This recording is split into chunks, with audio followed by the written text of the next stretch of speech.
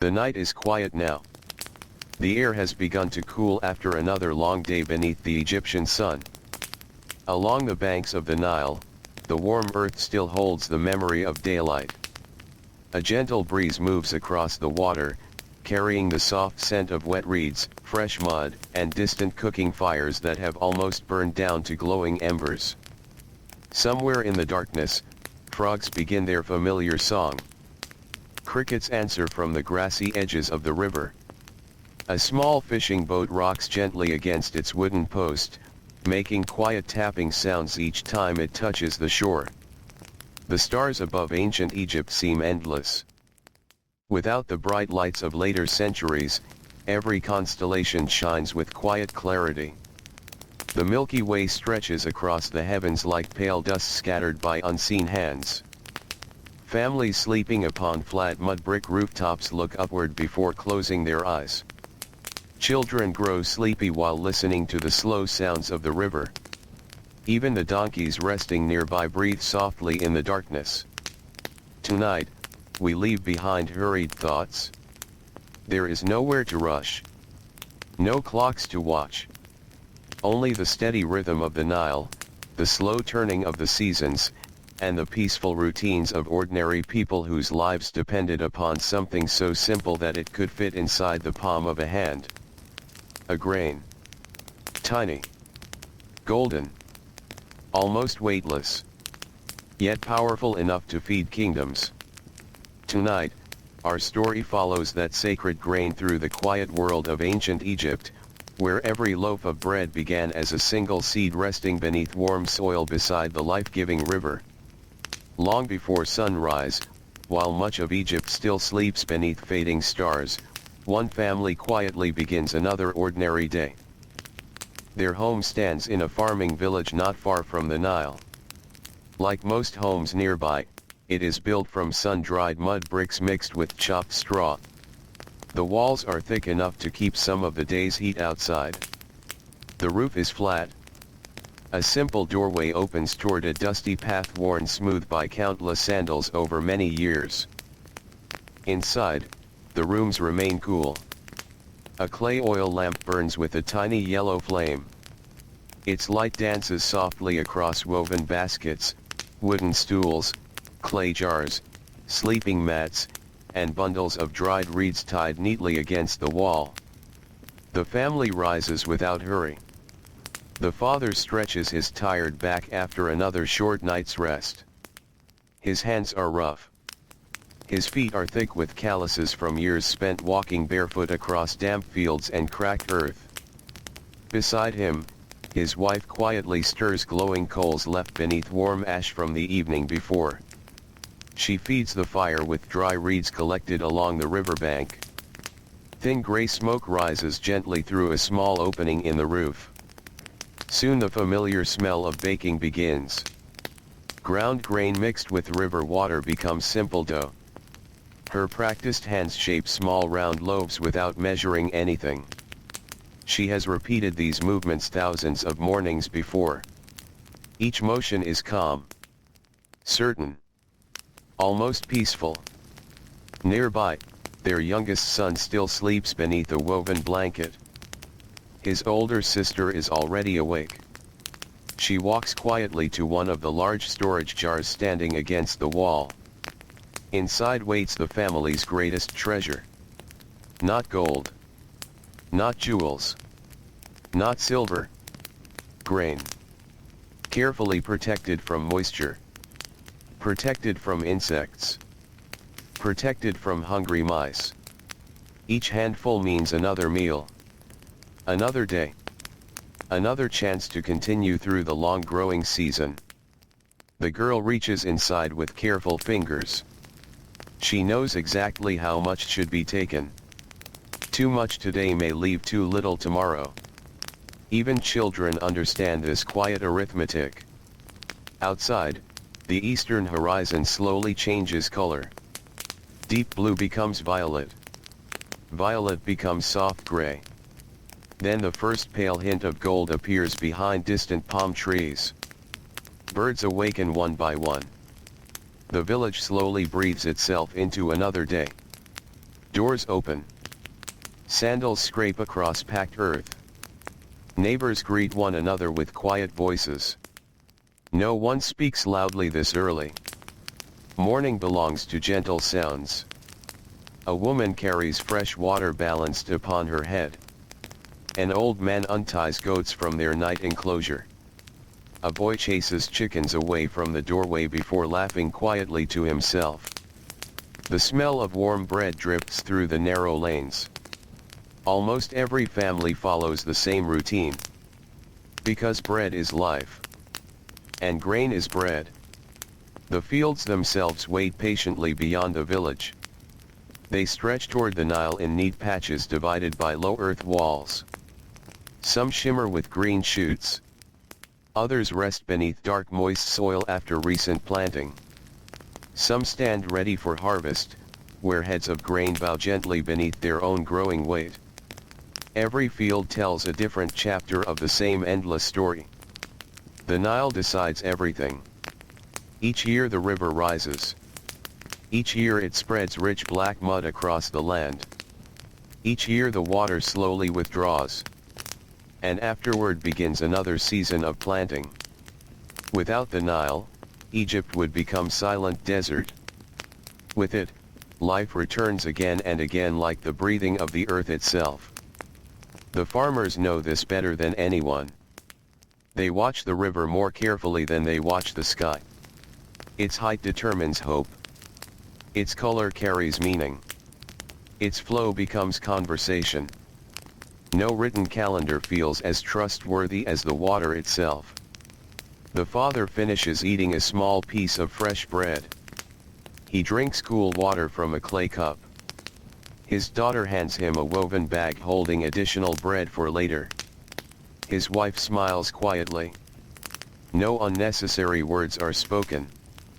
There is comfort inside familiar routines. He steps outside.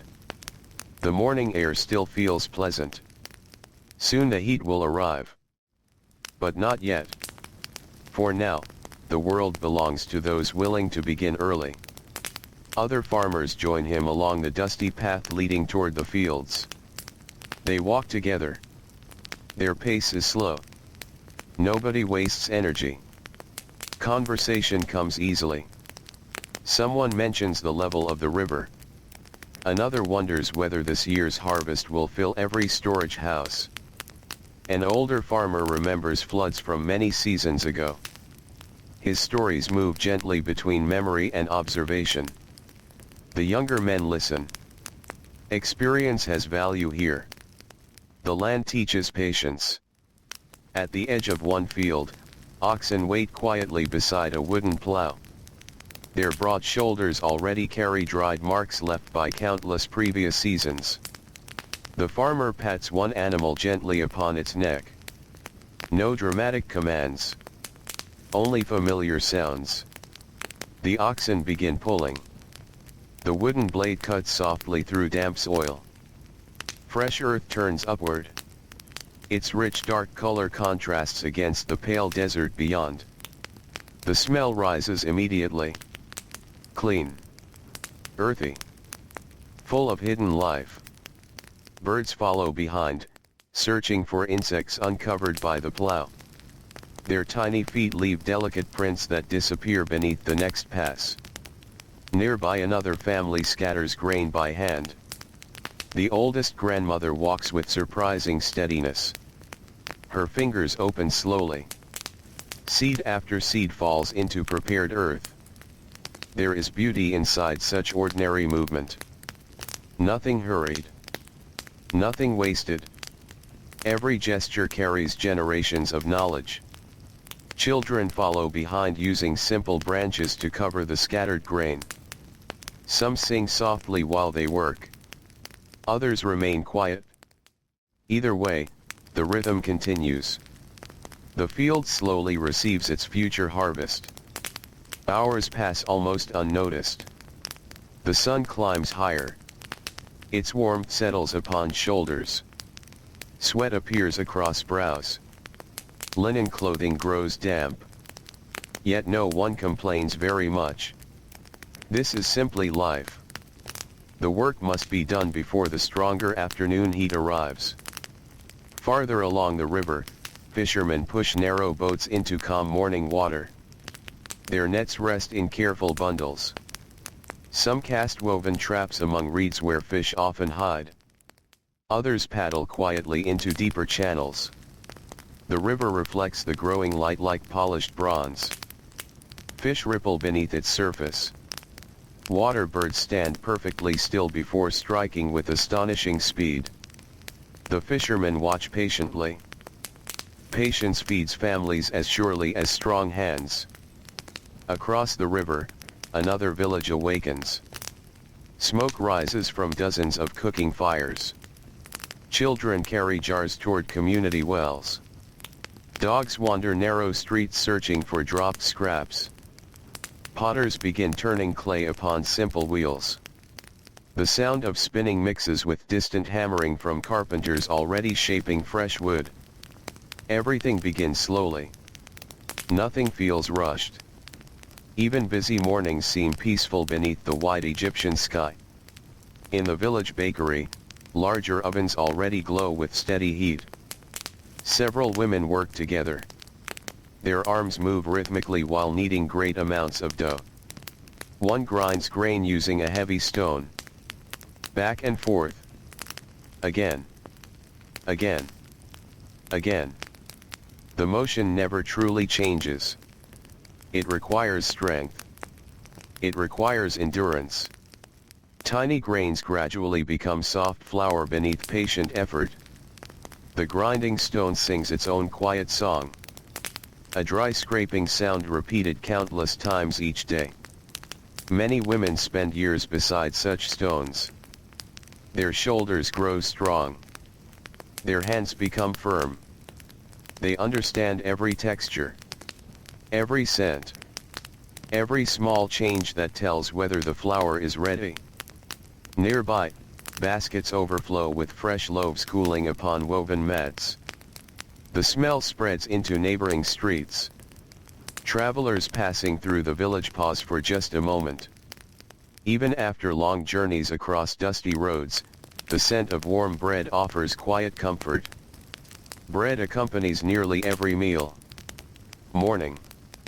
Midday. Evening. Sometimes eaten alone. Sometimes dipped into stews. Sometimes served beside onions, beans, herbs, or dried fish. Rich families enjoy finer flour. Poor families eat darker bread. Yet grain belongs to everyone. Without it, Egypt itself cannot continue. As the morning grows older, scribes begin arriving at nearby granaries. These buildings stand larger than ordinary homes. Their thick walls protect precious harvests collected from surrounding fields. The doors remain carefully guarded. Inside lie thousands upon thousands of grains waiting quietly within woven sacks and enormous storage bins. The air smells dry. Dust floats gently through narrow shafts of sunlight entering small openings high above. Each delivery receives careful attention. The scribe carries smooth sheets of papyrus. His reed pen rests behind one ear. His fingers bear tiny dark stains from ink prepared with soot and water. He listens while workers announce how much grain has arrived. Then he writes. Patiently. Neatly. Every mark matters. Every number tells part of Egypt's larger story. The grain belongs not only to individual families but also to temples, officials, workers, craftsmen, and storehouses prepared for difficult years. A kingdom is quietly measured through its grain. Outside, donkeys arrive carrying sacks across their backs. Each animal walks steadily beneath its load. Drivers encourage them with soft voices. Dust rises beneath patient hooves. The journey may seem ordinary. Yet every sack represents weeks of careful farming. Months of waiting. Countless hours beneath the sun. The scribes understand this. Their writing preserves more than numbers. It preserves effort. Near midday, the heat finally begins to settle across the land like a heavy blanket. The breeze grows weaker. The air shimmers above open fields. Workers wipe sweat from their faces. Many pause beneath palm trees where patches of shade offer welcome relief. Lunch is simple. Bread. Perhaps onions. Maybe a handful of dates. Cool water stored inside clay jars tastes refreshing after hours beneath the sun. Nobody expects grand feasts. Simple food shared among friends carries its own quiet satisfaction. Conversations drift lazily. Someone points toward birds circling above distant marshes. Another tells a story remembered from childhood. A younger worker listens while lying flat upon the cool ground beneath shade. For a little while, no one moves very much. Even the oxen rest. The entire landscape seems to breathe more slowly beneath the afternoon warmth. And above it all, the grain continues growing. Silent. Patient. Listening only to the wind moving gently across the fields. The afternoon settles gently across the valley. The bright sun hangs high above the Nile, and the air shimmers over the dark fields. From a distance, the land almost seems to breathe. Warm currents rise from the earth, carrying the scent of damp soil mixed with drying reeds and the faint sweetness of growing grain. Most of the village has become quieter. People still work, but their movements slow beneath the weight of the heat. Voices become softer. Even the animals seem to understand that this is the warmest part of the day. Oxen stand beneath the shade of broad sycamore trees, their tails swishing lazily against persistent flies. Donkeys lower their heads while resting beside empty carts. Dogs curl beneath walls where narrow strips of shadow offer welcome relief. The Nile itself appears calm. Its surface reflects the afternoon sky like polished stone, disturbed only by the gentle ripple of passing fish or the quiet paddle of a fisherman making his slow return home. Along one narrow canal, a young farmer kneels beside the water. His name is known only within his own village, and history will never record it. Yet his work is every bit as important as the labor of kings whose names fill temple walls. He reaches into the canal with both hands. The cool water slips through his fingers. He feels its gentle movement before lifting a small wooden gate built into the earthen bank. Immediately, the water changes direction. It begins flowing slowly into a waiting field. The current is not strong. It does not rush. Instead, it spreads carefully across the prepared earth, filling one section before moving naturally into another. The farmer watches patiently. He does not leave. Too much water can damage tender plants. Too little leaves them thirsty beneath the Egyptian sun. This balance has occupied generations before him. His father learned it from his own father. His grandfather learned it from another before that. No books explain these small decisions. The land itself becomes the teacher. Nearby, another family works with simple tools made from wood and polished stone. They pull small weeds growing between young shoots of grain. Each unwanted plant removed today allows the sacred grain to grow stronger tomorrow. The work requires bent backs and patient hands. Children help where they can. They learn by watching. No formal lessons are needed.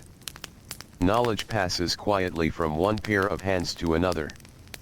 The youngest children often begin by carrying small baskets or gathering loose weeds into neat piles.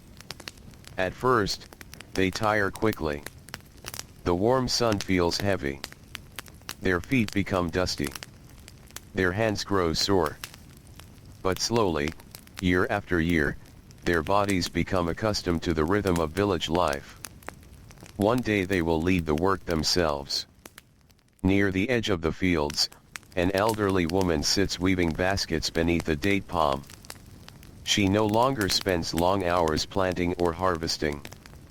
Her knees have become stiff after many decades of labor. Still, she remains busy. Her fingers move with quiet certainty. Thin strips of dried reed cross over one another in steady patterns. Each basket must be strong enough to carry grain from field to storage. She hardly looks at her hands. She has woven so many that her fingers remember every movement without asking her eyes for help. Occasionally she pauses. She listens. The wind whispers through the palm leaves above her. Somewhere nearby, children laugh while chasing one another between mud brick homes. A goat bleats softly. Farther away, someone sings while grinding flour. These familiar sounds have surrounded her throughout nearly her entire life. There is comfort in their sameness. There is peace in knowing tomorrow will begin much like today. The sacred grain grows slowly. No one expects it to hurry. The farmers understand this better than anyone. Nature keeps its own quiet schedule. No amount of wishing can make a seed sprout overnight. No amount of worrying can force an early harvest. Instead, people learn patience. They rise with the dawn. They work through the morning. They rest during the hottest hours. Then they continue again as the afternoon slowly begins to cool.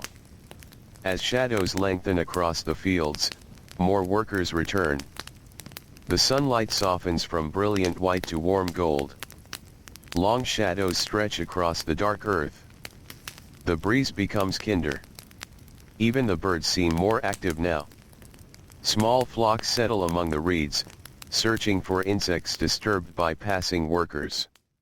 High overhead, larger birds circle silently against the pale blue sky.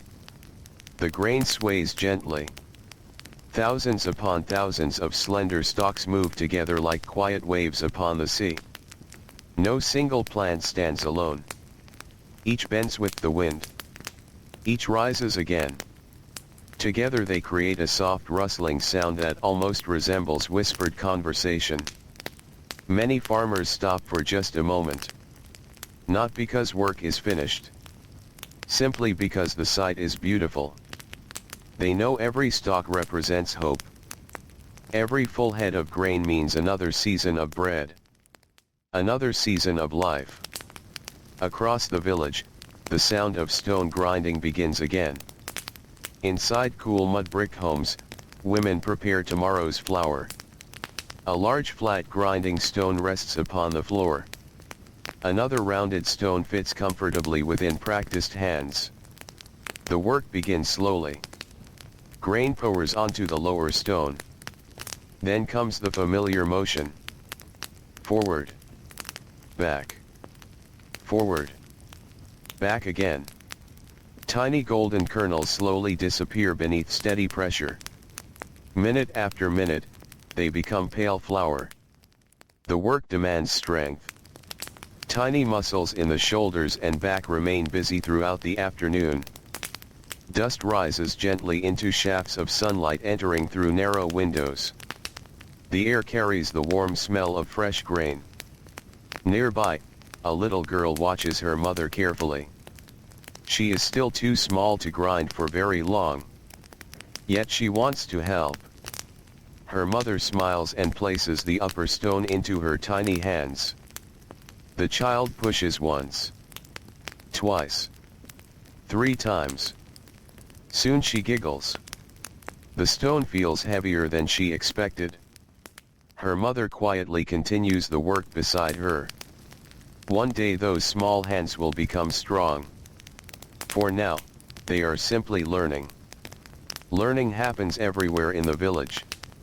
A father teaches his son how to repair a wooden hoe.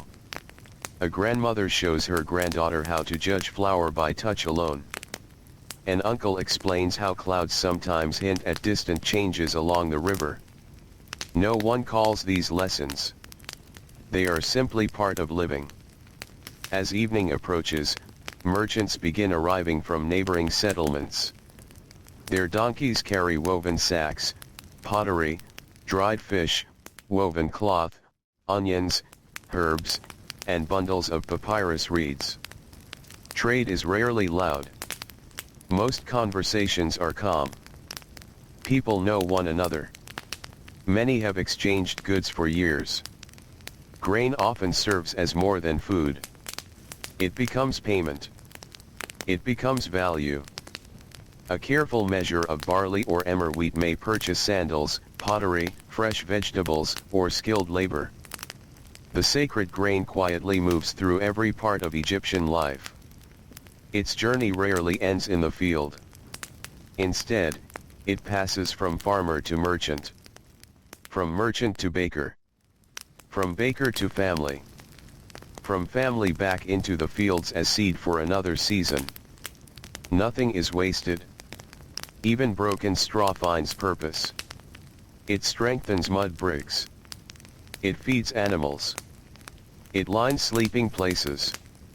It cushions fragile pottery during travel. Every part of the harvest earns another task. As the light softens further, fishermen return to the village. Their boats glide quietly toward the shore. Wooden hulls scrape gently against wet mud. Nets hang heavy with the day's catch. Some fish are large. Many are small. Children hurry down to help carry woven baskets. Their feet splash through the shallow water. Parents greet them with tired smiles. Another ordinary day has passed safely. That alone feels like quiet success. Smoke begins rising once more from cooking fires. The familiar evening scents spread through the narrow streets. Fresh bread. Roasted onions.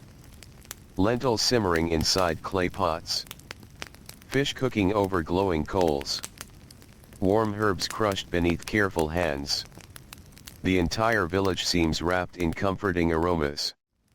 Families gather together. Some sit upon woven mats inside cool rooms. Others remain outside where the evening breeze feels pleasant after the long heat of the day. Simple meals are shared without ceremony.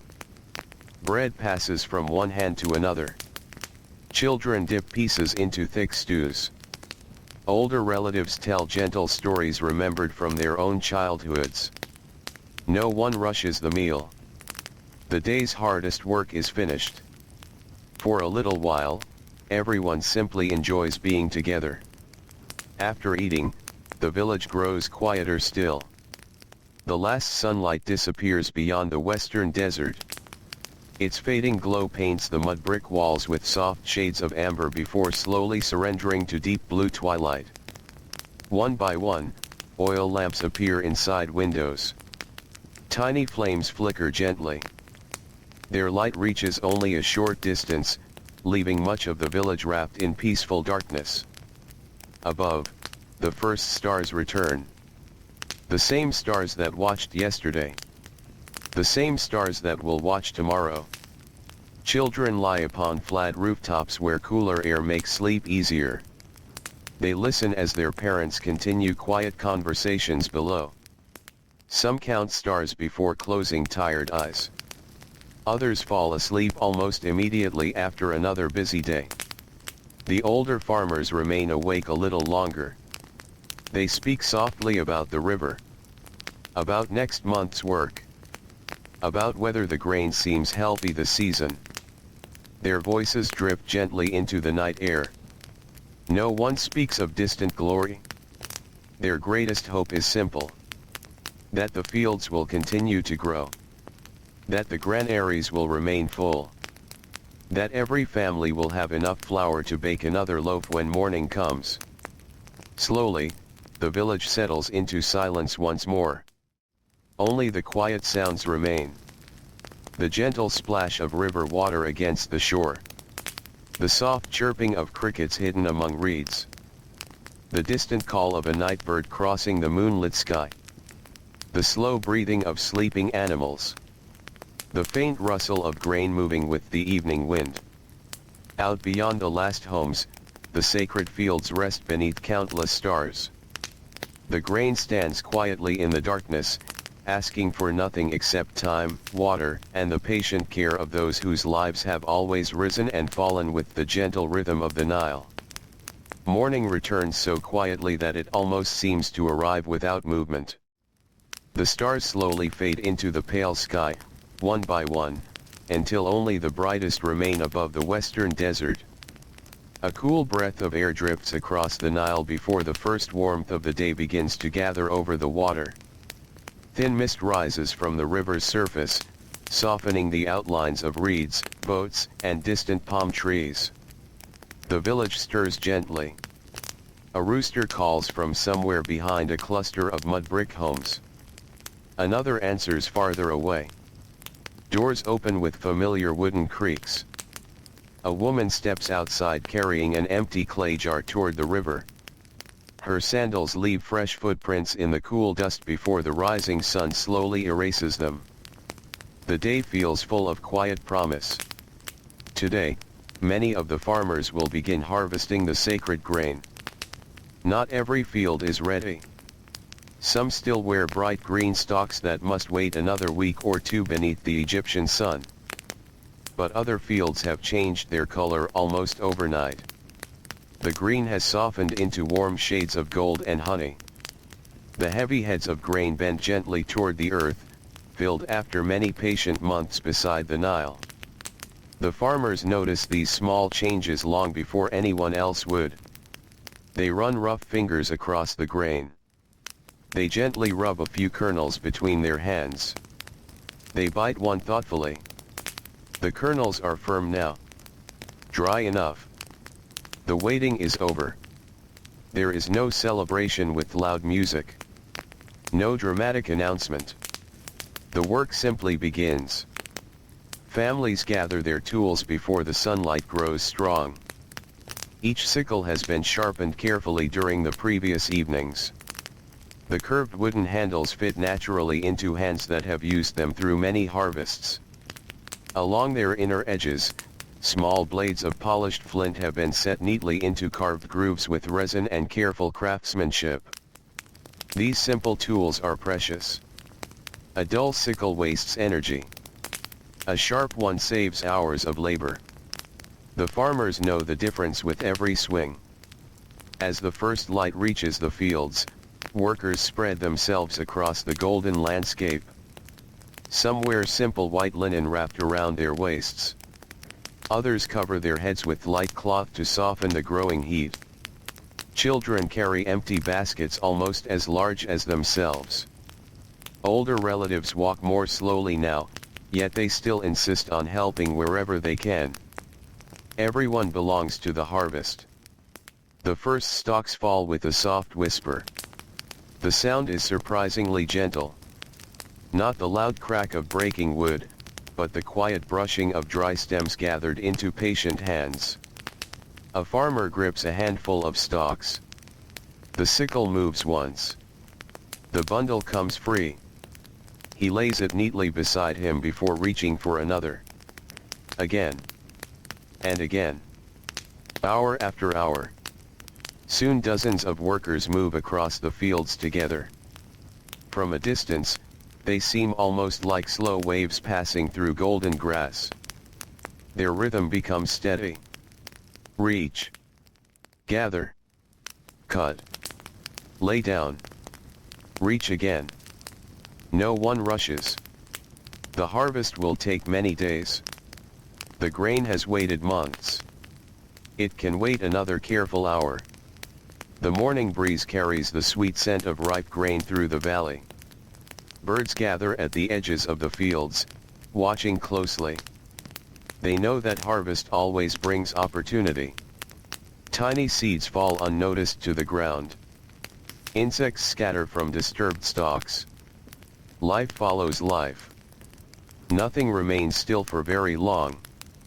Near one field, a young boy works beside his grandfather for the first time. The sickle feels awkward in his small hands. His first bundles are uneven. Some stalks slip away before he can cut them. Others fall in untidy piles. His grandfather says nothing for several moments. Instead, he simply demonstrates once more. His own movements are slow, unhurried. The boy watches carefully. Then he tries again. This time the bundle comes away cleanly. His grandfather smiles without speaking. Some lessons need very few words. The sun climbs higher. Warmth spreads steadily across the fields. Workers wipe their brows with linen cloths. They pause from time to time for cool water stored inside rounded clay jars placed beneath shaded trees before sunrise. The water tastes faintly of earth. The clay keeps it pleasantly cool even as the day grows hotter. Each drink feels refreshing. Nearby, women gather the cut grain into larger bundles. Strong reeds are twisted into simple ties. The bundles grow thicker until one person can no longer carry them alone. Two workers lift each bundle together. Their feet sink slightly into the soft earth left by the Nile's floods many months before. Nothing about the work is hurried. Strength matters. But steady endurance matters even more. Children move quietly among the adults. Some gather loose stalks left behind after cutting. Others collect dropped heads of grain one by one. Even the smallest handful has value. Nothing should be wasted. One elderly woman kneels patiently near the edge of the field. Her eyesight is not as sharp as it once was. Her back aches after only a short while. Still, she carefully searches the ground for forgotten stalks. She remembers seasons when harvests were smaller. She remembers years when every grain counted. Old habits remain faithful companions. By mid-morning, the first carts begin arriving. Wooden wheels roll slowly over dusty paths with deep, familiar creaks. Oxen pull patiently, their broad shoulders glistening beneath the growing sunlight. Drivers speak softly to them. The animals know these routes well. They have carried harvests from these same fields many times before. One by one, the bundles are stacked upon the carts. The grain forms neat golden walls rising higher than the workers' shoulders. Loose straw sticks out in every direction.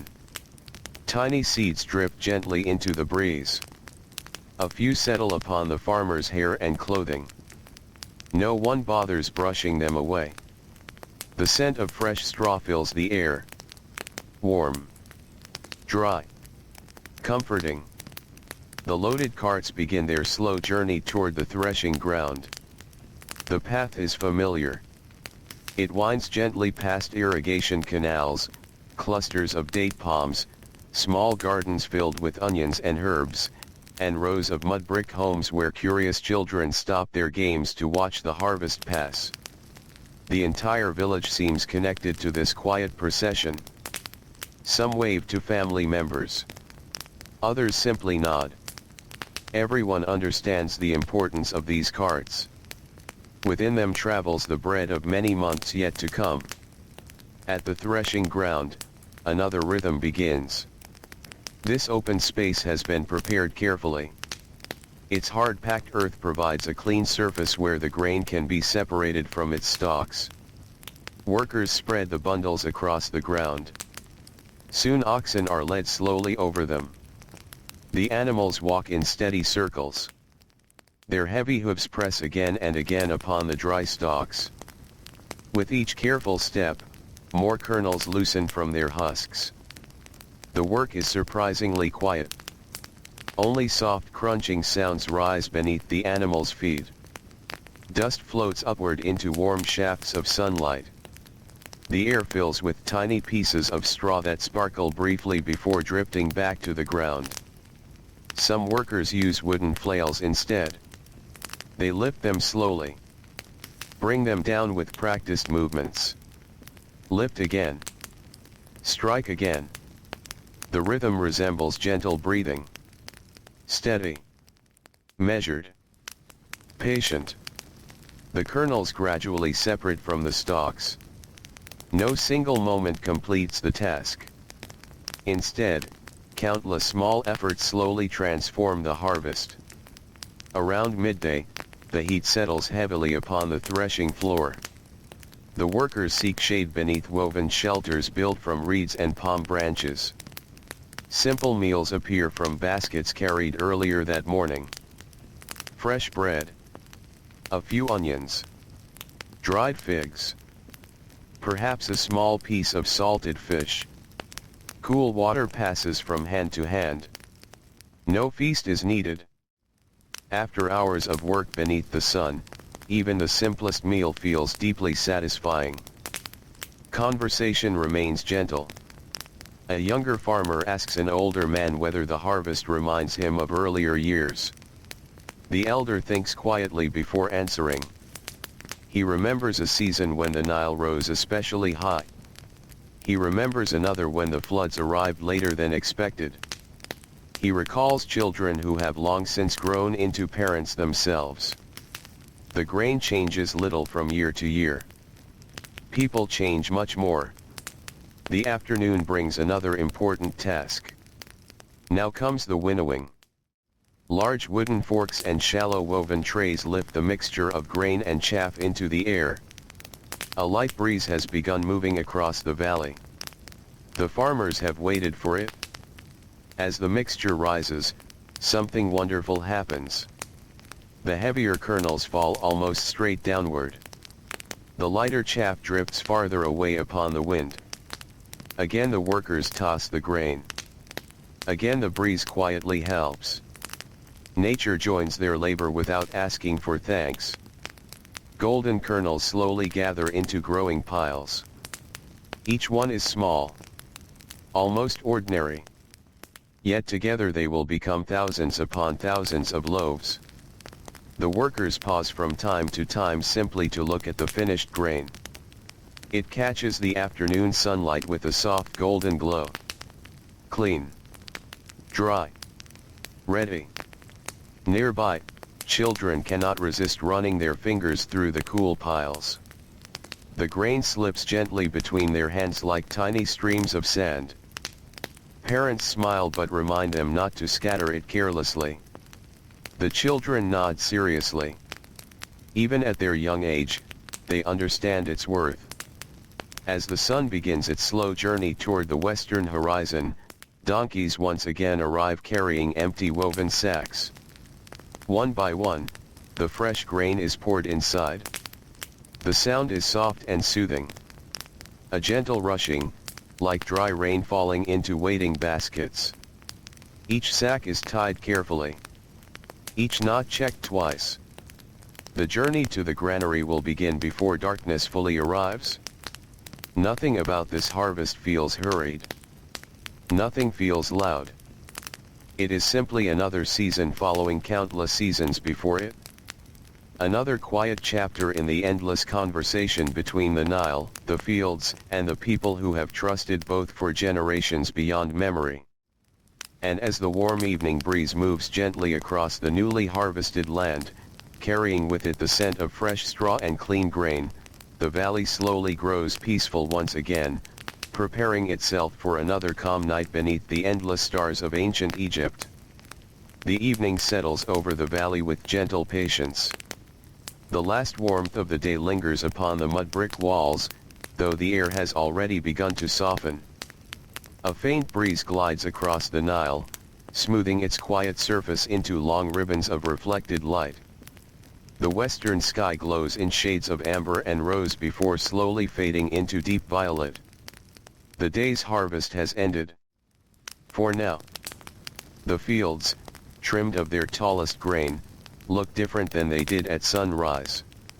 Short golden stalks remain standing close to the earth, stretching across the valley like a carefully woven mat. Here and there, small birds hop between them, searching for forgotten kernels that escaped every careful hand. Nothing is truly wasted. The birds find their evening meal. The insects return to the quiet earth. Even the remaining stubble will one day become part of the soil again. The farmers know these things without needing to speak of them. Nature has its own slow ways of returning every gift. Along the dusty road leading toward the village, a line of donkeys walks steadily beneath heavy loads. Large woven sacks filled with fresh grain rest across their backs. The animals move carefully, their hooves making soft sounds against the packed earth. A young boy walks beside the first donkey. Every few moments he reaches out to steady one of the swaying sacks. Not because it is slipping.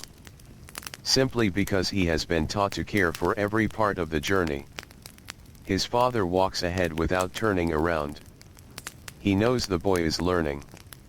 There are many kinds of work in Egypt that never appear on temple walls.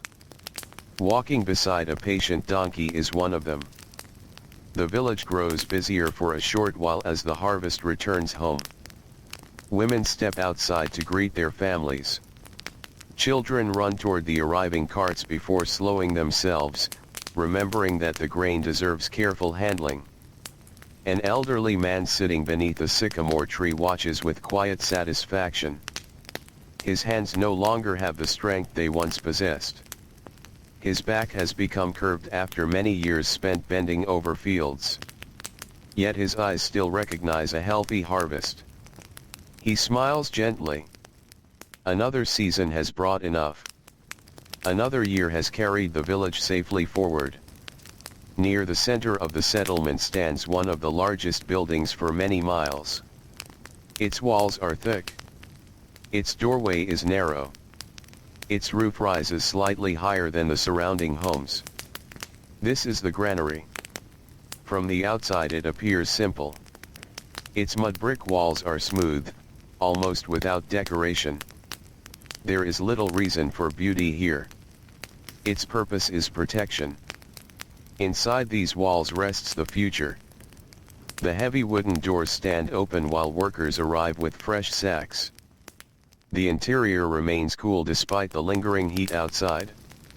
The thick walls hold back much of the afternoon sun. Only narrow openings high above allow fresh air to move gently through the building. Thin beams of fading sunlight reach inside, filling the dusty air with floating golden specks. The smell is unlike any other place in the village. Dry grain, fresh straw, woven baskets, clay, dust warmed by many seasons. It is a comforting smell. A smell that promises tomorrow's bread. Several workers wait inside. Their movements are careful rather than hurried. Each sack is lifted from a donkey's back by two people together. The weight is considerable. Strong arms are useful here. But patience is even more important. A torn sack could spill hundreds of precious kernels across the floor. Nothing is done carelessly. The sacks are carried into orderly rows. Some will remain untouched for many months. Others may leave within days to feed workers building temples, quarrying stone, or repairing irrigation canals farther along the Nile. The grain begins many journeys after arriving here. A middle-aged scribe sits quietly at a low wooden table near the entrance. His work has already lasted since sunrise, yet his posture remains calm. Before him lies a fresh sheet of papyrus. Beside it rests a small palette holding black and red ink. His reed pen moves with graceful precision. Each delivery receives a careful record. Not simply because rules require it, but because memory alone cannot protect an entire village. The scribe listens as each farmer quietly announces the amount delivered. The words are repeated once, then written. His handwriting is steady. Every sign is placed thoughtfully. He rarely needs to erase or begin again. Years of practice have trained his hands until writing feels as natural as breathing. Occasionally he pauses. He lifts his eyes from the papyrus and watches another pair of workers carry grain inside. His face remains peaceful. Numbers matter. But behind every number he sees people. Families. Fields. Long mornings beneath the sun. Children learning from their parents. old men teaching younger hands. Every line of writing holds many untold stories. Near one wall, two elderly women inspect newly filled baskets. Their work is quiet but important. They search for tiny openings where insects might enter. A loose weave today could mean spoiled grain months from now. Their fingers move slowly over every basket. They tighten weak places with fresh reeds. Sometimes they exchange only a few words. Most of the time they work in companionable silence. They have known each other since childhood. Silence between old friends never feels empty. Outside, the evening grows cooler. The marketplace slowly awakens for its gentlest hour. A potter arranges freshly fired bowls upon a low table. The clay still carries a faint warmth from the kiln. Nearby, a basket maker hangs new baskets from wooden poles where customers can examine their careful weaving. A cloth merchant folds linen with patient hands. Everything happens without hurry. There are no loud voices calling for buyers. No frantic bargaining. Only neighbors meeting neighbors. A woman exchanges a small measure of grain for fresh onions. Another trades woven cloth for jars of honey gathered from village hives. A fisherman offers dried fish preserved with salt. A carpenter accepts grain in return for repairing a broken stool. Again and again, the sacred grain passes quietly from one pair of hands to another. It feeds people. It rewards labor. It supports craftsmen whose work keeps the village alive. Few people think of grain as money. They think of it as something even more dependable. Food. Security. Tomorrow. As darkness slowly deepens, the village baker begins preparing for another morning. His ovens have cooled since the day's final loaves were removed. Now they must be cleaned.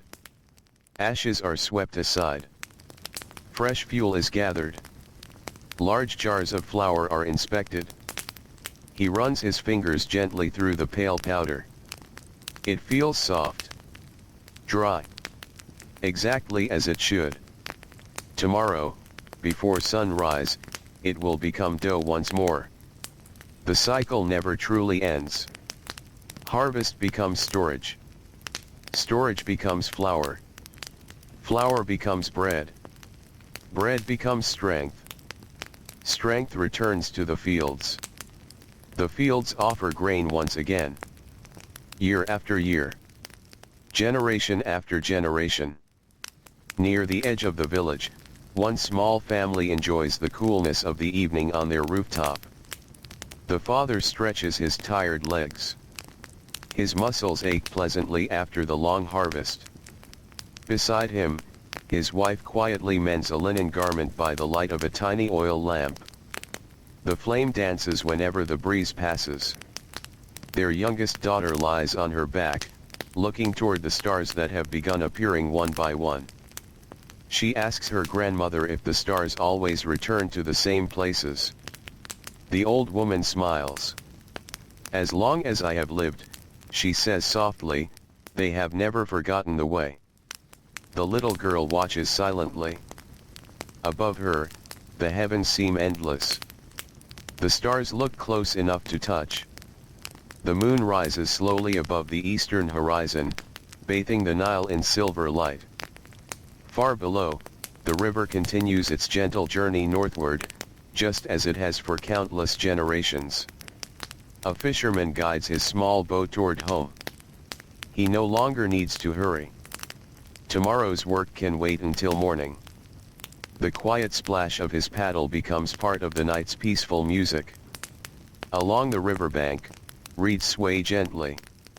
Their soft rustling joins the chorus of crickets hidden among the grasses.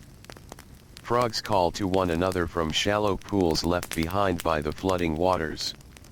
Somewhere in the darkness, a night bird glides silently across the sky. Its wings make almost no sound. Back inside the granary, the great doors are slowly closed. Heavy wooden beams slide into place. The workers pause for one last careful look. Everything is orderly. Everything is dry. Everything is safe. Thousands upon thousands of grains now rest together in quiet darkness.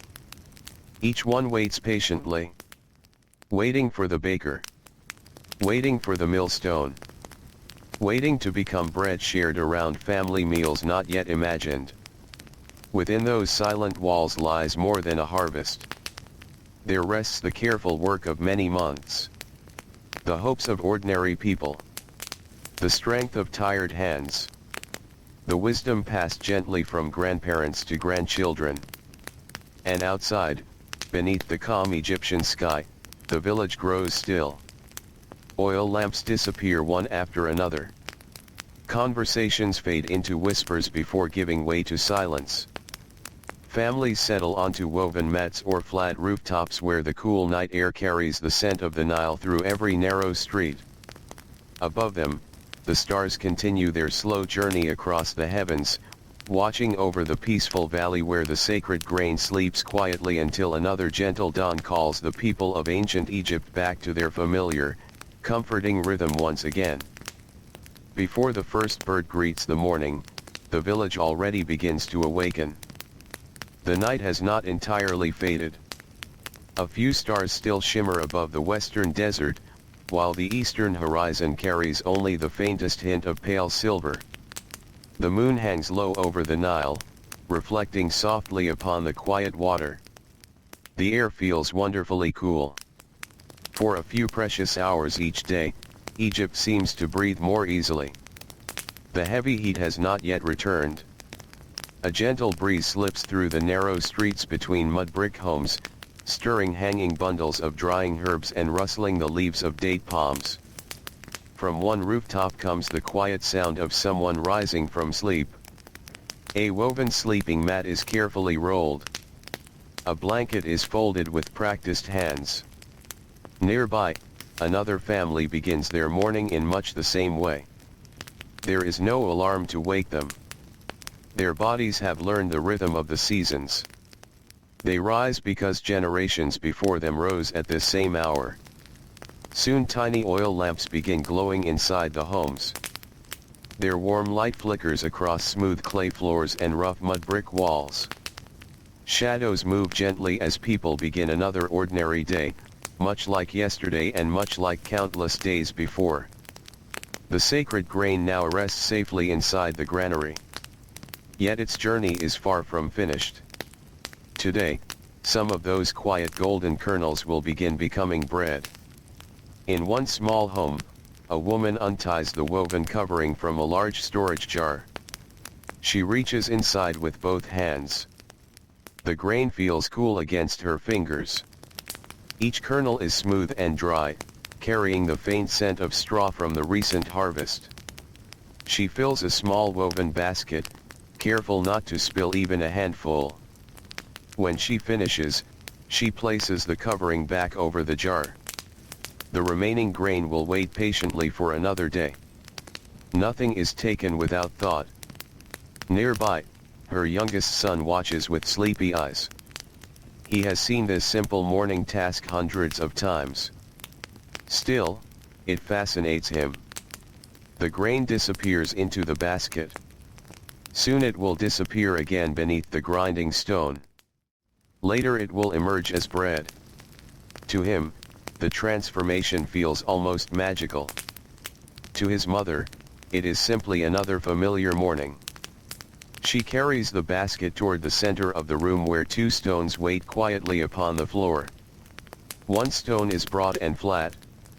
Its surface has become smooth after many years of faithful use. The second stone fits comfortably between her hands. Its edges are rounded from thousands upon thousands of gentle movements. These stones have become trusted companions. Perhaps they belong to her mother.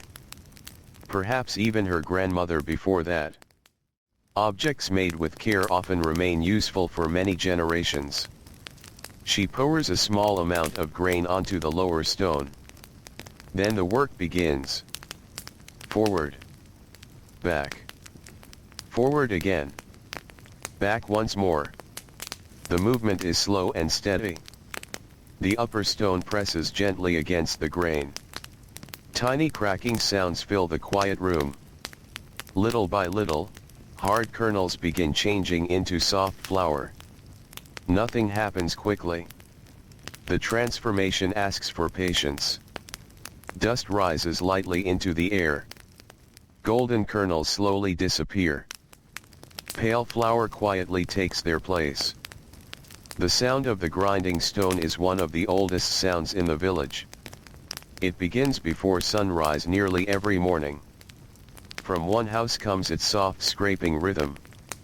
Then another joins. Soon dozens of homes create a gentle chorus. Different families. Different stones. The same peaceful motion. If someone stood outside with closed eyes, they could almost hear the village waking through the music of its millstones. A little girl kneels beside her grandmother. She watches every movement carefully. The older woman pauses and smiles. Without speaking, she places the upper stone into the child's waiting hands. The girl pushes. The stone barely moves. She tries again. This time it slides forward just a little farther. She laughs quietly. The stone feels heavier than she imagined. Her grandmother chuckles softly and places her own hands beside the child's. Together they guide the stone. Forward. Back. Forward again. The lesson is gentle. No one expects perfection. Every skilled pair of hands once belonged to a child who was learning. Outside, the first birds begin greeting the dawn. Tiny sparrows flutter between rooftops. A dove coos from the branch of a nearby sycamore tree. Farther away, geese wander toward the river in an uneven line, their feet stirring little clouds of dust along the path. The eastern sky grows brighter. Soft shades of lavender become pale gold. The Nile reflects every changing color. Its quiet waters seem to welcome another peaceful morning. As more flour gathers upon the stone, the woman carefully brushes it into a waiting bowl. She runs her fingers through the soft powder. There should be no large pieces remaining. Only smooth flour. If she finds a few coarse grains, she simply returns them to the stone. Nothing is hurried. Good bread begins with careful flour. Nearby, another family prepares a different kind of grain. Some homes favor emmer wheat. Others rely more heavily upon barley. Each produces bread with its own texture and taste. The villagers know these differences well. Yet both grains share the same quiet importance. Both have fed families through many generations beside the Nile. The smell inside the home slowly changes. Fresh flour has its own gentle fragrance. Warm. Nutty. Earthy. It carries the memory of the harvest fields even while resting inside the cool house. The woman adds a little water from a clay jar. She sprinkles a small pinch of salt gathered through careful trade. With practiced fingers, she begins mixing everything together. The flour slowly becomes dough. At first it feels rough, dry, uneven. She folds it, presses it, turns it gently. Again. Again. With every patient movement, the dough grows smoother. More willing to bend. More willing to become bread. The youngest children watch with quiet curiosity. One reaches out a tiny finger and gently pokes the soft dough. It slowly rises back into shape. He smiles. His mother smiles too. She tears away a tiny piece and places it into his hand. He examines it carefully before tasting it. The flavor is plain. Simple. Yet familiar. Outside, the village continues awakening. The potter opens his workshop. Yesterday's bowls have cooled completely. He taps each one gently with a fingertip. A clear ringing sound tells him the clay has fired well. He nods with quiet satisfaction. Nearby, the carpenter begins smoothing the surface of a wooden stool. Fine curls of fragrant wood fall softly onto the floor. Each trade begins its day with calm purpose. None could flourish without the grain that feeds every worker. The baker's courtyard becomes busier as dawn finally arrives. Several large clay ovens stand waiting. They resemble rounded hills built from sun-baked earth. Yesterday's ashes have already been swept away. Fresh bundles of dry reeds and chopped wood rest nearby. The baker kneels before the nearest oven. He carefully arranges the fuel. A single glowing ember from last night's fire still survives beneath a layer of gray ash. He smiles quietly. Not every morning requires a completely new fire. With gentle breaths, he encourages the ember back to life. A tiny orange glow becomes a small flame. The flame catches another reed. Then another. Soon the fire grows warm and steady. Thin streams of fragrant smoke drift upward into the brightening sky. The oven slowly begins storing heat within its thick clay walls. Time is part of every loaf. The oven cannot be rushed. The dough cannot be hurried. The grain itself waited many months beside the Nile. The bread deserves the same patient care. As the sun finally rises above the eastern horizon, golden light washes across the village. The rooftops glow softly. Palm leaves shimmer in the fresh morning breeze. The river sparkles with thousands of tiny reflections. Farmers once again gather their tools. Some return to the harvested fields to collect remaining straw. Others prepare land for the next season's work. Along the roads, donkeys begin another day of carrying baskets, jars, and bundles from one place to another. Life continues in its familiar rhythm. Inside the baker's courtyard, the first loaves are ready. The dough has been shaped into smooth, round forms by experienced hands. Each loaf is gently pressed before being placed against the hot inner wall of the clay oven. The baker works with calm confidence. He has repeated these movements so many times that they feel almost like breathing. Soon the wonderful aroma begins to spread. Warm bread. Fresh grain. A hint of wood smoke. The scent drifts slowly through the narrow streets. Children notice it first. They pause during their morning chores and breathe deeply. A passing fisherman smiles as the aroma reaches the riverbank. An elderly woman carrying water closes her eyes for just a moment, enjoying the familiar fragrance that has greeted nearly every morning of her long life. The smell of fresh bread belongs to everyone. It slips through open doorways. It follows the breeze around quiet corners. It mingles with the scent of the Nile, the palm trees, and the warming earth. For the people of ancient Egypt, this smell is more than breakfast. It is reassurance. It tells them that another day has begun just as it should. The sacred grain has completed another small part of its endless journey.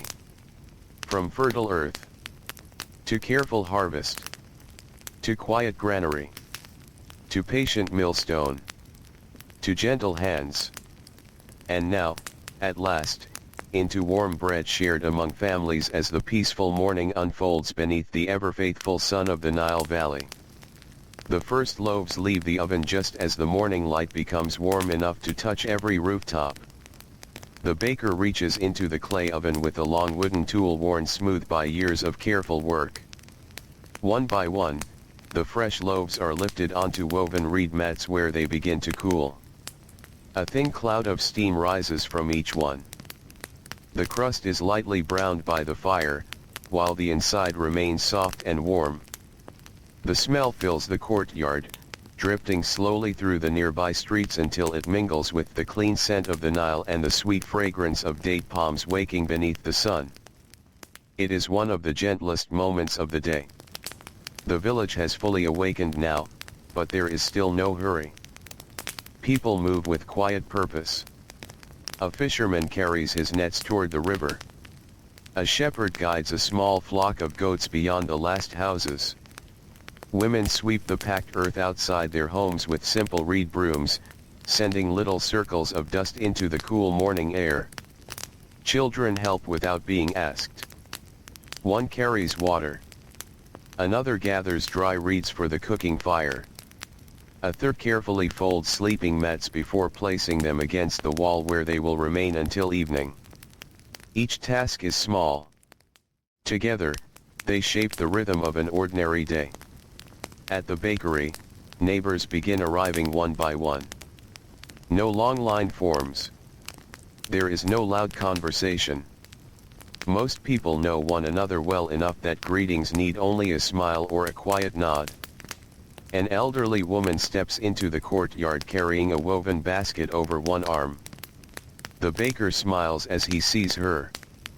She has visited nearly every morning for as long as he can remember. Years have gently silvered her hair. Her hands carry the marks of decades spent grinding grain, weaving baskets, kneading dough, washing linen beside the river, and tending gardens through many changing seasons. Without many words, she receives 2 warm loaves. She inhales their comforting aroma before placing them carefully into her basket. The warmth spreads through the woven reeds. She lingers for only a moment before beginning her slow walk home. She enjoys carrying bread while it is still warm. The warmth seems to travel from the basket into her hands, and from her hands into the quiet beginning of the day. Soon another customer arrives. He is a young stone worker employed at a building site several miles away. His shoulders are broad, though they already carry signs of many difficult days beneath the Egyptian sun. He begins work early. The journey to the quarry takes time. Before leaving, he purchases several loaves wrapped inside a linen cloth. These will become his meals throughout the day. Bread travels well. It fills an empty stomach. It asks for little. Perhaps he will eat it with onions. Perhaps with dried fish. Perhaps simply by itself while resting beneath the narrow shade of a rock during the hottest hours of the afternoon. Whatever accompanies it, the bread will remain at the center of the meal. Nearby, 2 young sisters arrive carrying a small clay bowl. Their mother has sent them to collect dough rather than finished bread. Today she wishes to bake inside her own home. The baker scoops a portion from a larger bowl where fresh dough rests beneath a damp cloth. The girls thank him politely. As they leave, they walk carefully, holding the bowl between them with both hands. Every few steps they glance down to be certain they have not spilled anything. The dough feels almost alive beneath the cloth, slowly changing as it waits for the oven. Inside the bakery, work continues without interruption. One batch of bread leaves the oven. Another enters. The rhythm remains steady. The baker rarely pauses. His arms know exactly how far to reach. His hands know the warmth of the clay walls. His eyes recognize the color that tells him a loaf is ready. These small judgments come from years of quiet experience rather than written instruction. His apprentice watches every movement. He is perhaps 12 years old. Still learning. Still making mistakes from time to time. This morning he shapes one loaf slightly too thin. The baker notices. He gently places another piece of dough beside it. Without criticism, he demonstrates how to fold the edges inward before smoothing the surface. The apprentice nods. Next time he remembers. That is how most learning happens here. Patient observation. Gentle correction. Another attempt.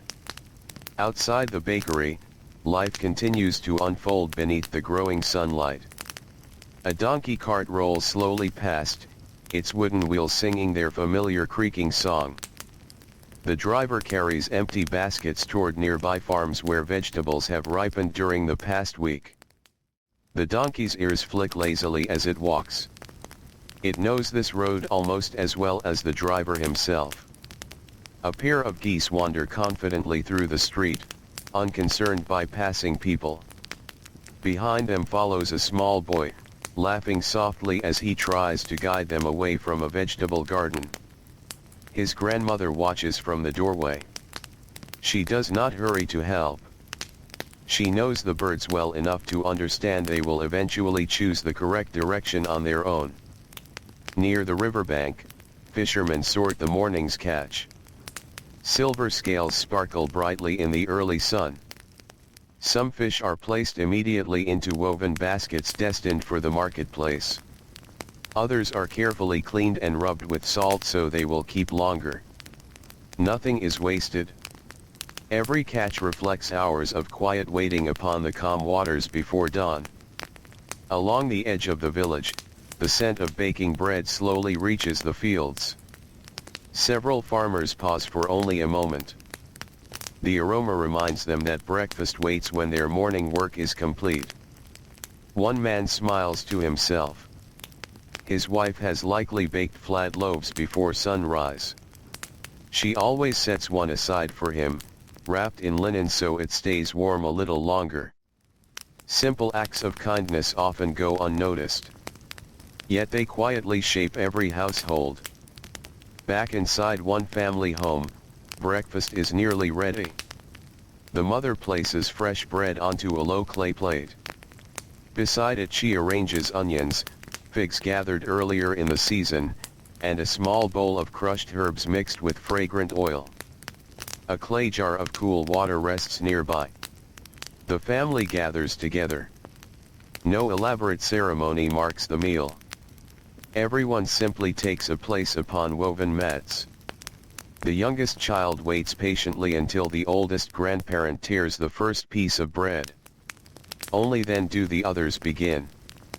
Warm bread passes from hand to hand. Its crust crackles softly. Steam still escapes from the center. The youngest daughter smiles as she tears away a piece almost too large for her little hands. She dips it into the herbs before taking a careful bite. The flavor is simple. Fresh grain. Warm earth. A hint of smoke from the oven. The meal lasts longer than it needs to. Not because there is much food. Because mornings invite conversation. The father speaks quietly about yesterday's harvest. His son asks whether the next planting season will begin soon. The grandmother remembers a flood many years earlier when the Nile rose almost to the edge of the village. The children listen with wide eyes. These stories have been told before. They will be told again. Like the river itself, family memories flow gently from one generation into the next. When breakfast ends, each person quietly returns to familiar work. The father shoulders his farming tools. The older children accompany him toward the fields. The mother begins washing clay bowls with water carried from the Nile. The grandmother settles beneath the shade of the doorway with a bundle of flax fibers, patiently twisting them into strong thread. The smallest child remains nearby, arranging smooth pebbles into careful rows upon the ground, perfectly content with this quiet game. The fresh bread has given everyone strength for another day. It is easy to think only of the loaf resting upon the table. Yet hidden inside that simple meal are many months of patient labor. The rising flood of the Nile. The careful sowing of tiny seeds. Long mornings beneath the sun. The steady pull of oxen through rich black soil. The harvest beneath golden skies. The quiet records kept by careful scribes. The cool safety of the granary. The slow turning of the millstone. The warmth of the baker's oven. Every loaf carries all of these stories without saying a single word. As the sun climbs higher over the fertile valley, Its light spreads across the ripening gardens, the peaceful river, the workshops, the homes, and the broad fields where another season is already beginning to prepare itself. The sacred grain has become bread once more. And somewhere, deep inside the cool darkness of the village granary, countless other grains wait with endless patience, knowing that their own quiet journey will come in its own gentle time. The morning slowly gives way to the warmth of late day. The cool air that welcomed the sunrise has quietly slipped away. The sunlight now rests upon the village with a gentle weight, bright enough to warm the stone paths and the mud brick walls. Palm trees cast long, narrow shadows that slowly move across the ground as the sun continues its patient climb. Life follows its familiar rhythm. The farmers have returned to the fields. The fishermen guide their boats along the peaceful channels of the Nile. The potter shapes another vessel from cool river clay. The weaver sits beneath a shaded doorway, drawing flax thread across a wooden loom with steady hands. Nothing feels rushed. Every task has its own quiet pace. Near the center of the village, beside the great granary, another kind of work is taking place. It is quieter than harvesting. Quieter than grinding grain. Quieter even than baking bread. Inside a small room where the thick walls keep away much of the afternoon heat, a scribe sits alone. His window is little more than a narrow opening near the roof. A soft beam of sunlight falls across his wooden table, lighting tiny specks of dust that drift lazily through the still air. Before him lies a fresh roll of papyrus. Beside it rests a smooth stone palette holding small pools of black and red ink. His reed pens have been carefully trimmed with a sharp knife until each tip forms a delicate point. He reaches for one without hesitation. Every movement is familiar. He has prepared these tools nearly every morning for many years. Outside, people often imagine that the life of a scribe is easier than the life of a farmer. His hands are smoother. His back is not bent from carrying heavy bundles. His feet rarely sink into muddy fields. Yet his work asks for another kind of patience. Hour after hour he must remain still. His eyes must notice the smallest mistake. His hand must never become careless. One misplaced number could confuse an entire season's records. One forgotten basket of grain could mean trouble many months later. Today several farmers arrive carrying small clay tokens. Each token represents grain already delivered to the granary during the recent harvest. The scribe greets them with a gentle smile. There is no ceremony. No loud announcement. Simply quiet conversation. The first farmer kneels beside the table. Together they review the previous day's delivery. The scribe carefully unrolls an older sheet of papyrus. Rows of neat symbols fill the page. Each mark represents careful work completed beneath the Egyptian sun. The farmer watches while the scribe compares today's account with yesterday's. His finger moves slowly across each line. Nothing is hurried. The room is almost silent except for the faint scratching sound of the reed pen. Scratch. Pause. Scratch again. Lift. Dip into ink. Continue. The sound becomes almost musical after a while. Outside, the wind stirs the leaves of a nearby sycamore tree. A dove calls softly from its highest branch. Somewhere beyond the granary, children laugh while carrying water jars toward their homes. The sounds drip gently through the little window before fading once more. The scribe hardly notices. His attention remains upon the page. Writing demands complete focus. Each sign must be balanced. Each line must remain straight. The papyrus itself has been made with remarkable care. Long strips from the papyrus plant have been laid side by side. Another layer crosses them in the opposite direction. The whole sheet has been pressed until the plant fibers became one smooth surface. When sunlight falls across it, faint lines can still be seen beneath the writing. The scribe appreciates such craftsmanship. His own work depends upon the quiet skill of others. Nearby rests a set of measuring baskets. They appear simple. Woven reeds. Rounded sides. Strong handles. Yet each basket has been made to hold a known amount of grain.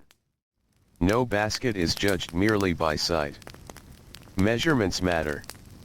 If one basket is slightly larger than another, confusion slowly grows. So each measuring basket is checked from time to time. Its size remains faithful to the one before it. In this way, fairness travels from one harvest to the next. A young apprentice sits quietly in the corner of the room. He has only recently begun learning the art of writing. His own papyrus lies before him. Instead of recording grain, he practices drawing the same symbol again and again. Some appear neat. Others lean slightly to one side. Now and then he frowns. The lines are not yet as graceful as his teacher's.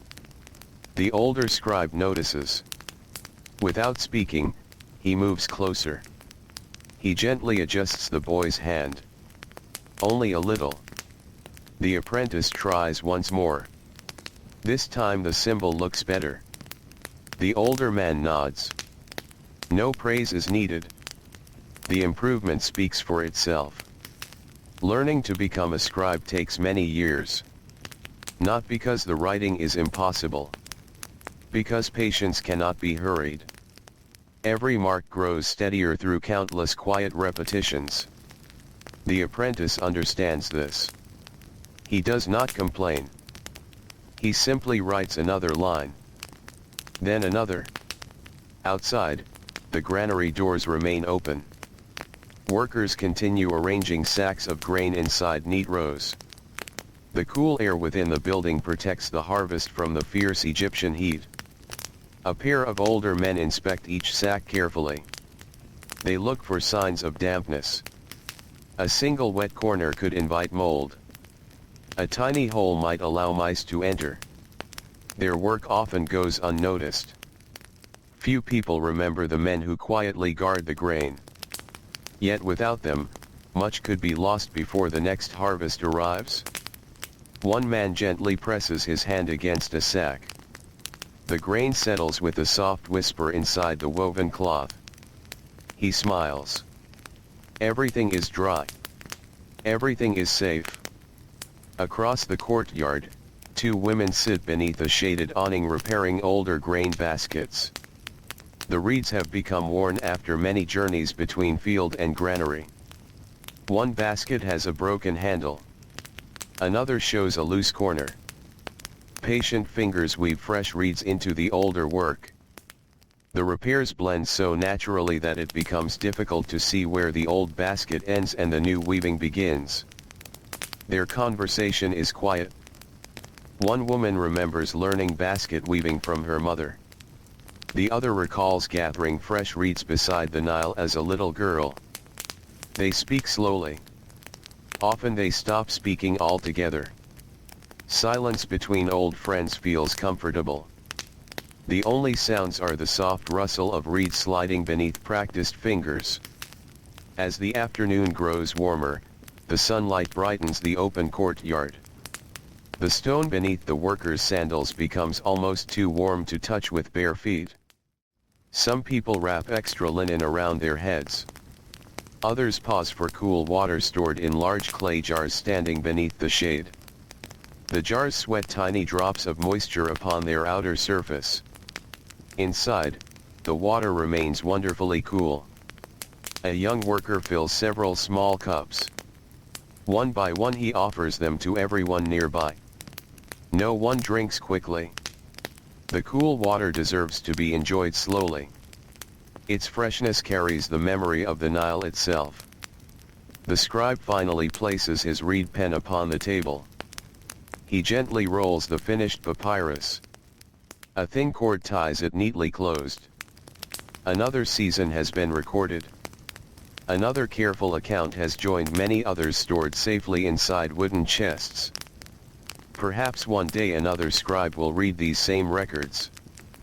Perhaps years from now someone will wonder about this harvest. How much grain was gathered? How full the granaries became? How faithfully the village worked together? The answers will still be waiting, resting quietly within these rolled sheets of papyrus. Outside, the afternoon light begins to soften almost without anyone noticing. The fierce brightness slowly becomes warmer. Longer shadows stretch across the courtyard. The workers continue their tasks with the same steady rhythm that has carried them through the day. The grain rests peacefully behind thick mud brick walls. The baskets stand ready for another season. The papyrus records have been carefully written. Nothing grand has happened. No king has arrived. No great monument has been raised. Yet the quiet work of this ordinary day has helped protect an entire community. The sacred grain depends not only upon fertile soil and the generous Nile. It also depends upon careful hands, honest measures, patient records, and people whose names will never be carved into stone. As the gentle breeze returns from the river, carrying the cool scent of water through the village once again, the scribe closes the wooden shutters of his little room and steps outside into the peaceful afternoon, where the life of ancient Egypt continues its calm and unbroken rhythm beneath the endless blue sky. The afternoon drifts gently toward evening. The bright sun still shines above the valley, but its strongest heat has begun to soften. A light breeze returns from the Nile, carrying the cool scent of fresh water through the fields. It brushes the tops of the grain that remains standing, stirs the leaves of the date palms, and slips quietly through the narrow streets of the village. People notice the change without speaking. Their shoulders relax. The air becomes easier to breathe. Work continues, but every movement feels a little lighter than it did beneath the midday sun. Beyond the houses, where the fields stretch toward the river, a network of narrow canals winds across the rich black earth. From above, they would appear like delicate threads stitched carefully through a great green cloth. These canals are almost as important as the Nile itself. The great river gives Egypt life. The canals gently carry that life to every field. A farmer walks slowly beside one of them. His sandals leave small prints in the damp soil. The canal is not wide. In many places he could step across it with only a little effort. Yet within its quiet waters flows the promise of another harvest. He pauses beside a wooden gate built into the bank. It is simple, made from rough-cut timber fitted carefully between walls of packed earth. The farmer kneels and places both hands upon it. With steady effort he lifts it only a little. Immediately the water changes its path. A gentle stream begins flowing into a waiting field where young plants reach eagerly toward the afternoon light. There is no rushing current. Only a slow, peaceful movement. The water spreads carefully across the dark soil, filling every small hollow before continuing onward. The farmer watches closely. He does not leave. Experience has taught him that water asks for attention. Too much can drown tender roots. Too little leaves them thirsty beneath tomorrow's sun. Finding the balance is part of every season. His father once stood in this very place. His grandfather likely did the same. The canal remembers them all. Nearby, two brothers carry wooden shovels across their shoulders. They are repairing a section of the canal bank where yesterday's flowing water has worn away a little of the earth. The work is not difficult. It simply requires patience. One brother cuts damp soil from a nearby mound. The other shapes it carefully into the weakened bank. They press it firmly with their feet. Then smooth the surface with flat pieces of wood. Soon the canal looks whole again. The water continues its gentle journey as though nothing had happened. A flock of white ibises wanders through the shallow edges of the water. Their long curved beaks search patiently beneath the mud for insects and tiny creatures hidden below the surface. Every few moments one bird lifts its head before taking several slow steps farther along the bank. The farmers smile as they watch. The birds have always been part of the landscape. They belong to the rhythm of the Nile just as surely as the reeds and the fish. Farther downstream, children gather beneath the shade of a large sycamore tree. Their morning chores are finished. For a little while they are free to enjoy the pleasant afternoon. One boy folds reeds into a tiny boat. He places it gently upon the quiet canal. The little boat drifts slowly with the current. The other children laugh softly as they walk beside it, following its peaceful journey. Now and then the boat catches against a floating leaf. One child reaches out with a small stick and nudges it free. Soon it continues drifting once again. To the children, it is only a game. To the adults watching nearby, it is also a gentle reminder. Even the smallest boat follows the same water that nourishes every field. Not far away, an old fisherman sits repairing one of his nets. He has chosen a place beneath a cluster of palm trees where the afternoon shade is cool and welcoming. The net lies across his knees like a great woven blanket. Tiny holes have appeared after many days upon the river. Patient fingers tie new knots. Each one is small, almost invisible. Yet together they restore the strength of the entire net. The fisherman hums softly as he works. He has mended nets for longer than many of the village children have been alive. His hands know every knot without needing to think. Beside him rests a clay cup filled with cool water. Every so often he pauses to take a slow drink before returning to his careful work. Nearby, reeds whisper together whenever the breeze passes. Dragonflies dart above the canal. Their delicate wings catch the sunlight for only a moment before disappearing again. Frogs rest quietly among broad green leaves, waiting for evening when their voices will once again fill the valley.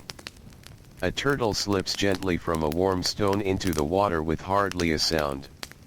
The canal is alive with quiet movement. Most of it goes unnoticed unless someone stops long enough to look. Along another section of the waterway, several women wash linen garments.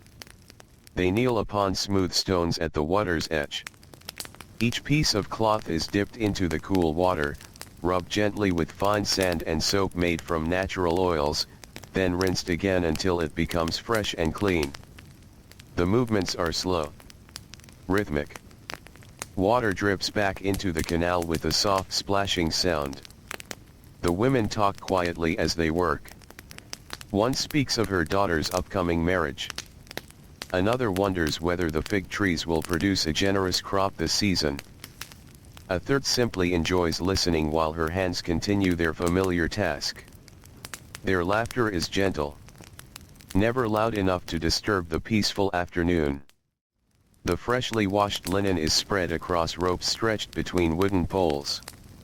The breeze lifts the edges of the white cloth until it seems to dance softly against the blue sky.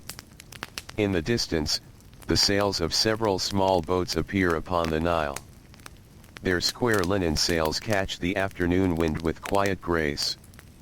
Some boats carry baskets of vegetables. Others transport pottery, bundles of papyrus, jars of oil, or sacks of grain destined for neighboring villages farther downstream. The river serves as Egypt's great road. Its calm waters connect people who may never walk the same dusty paths. A merchant standing near the shore watches one boat approach. He recognizes the captain long before the vessel reaches land. They have traded together through many seasons. No hurried greeting is needed. Friendship has grown naturally over years of shared journeys along the Nile.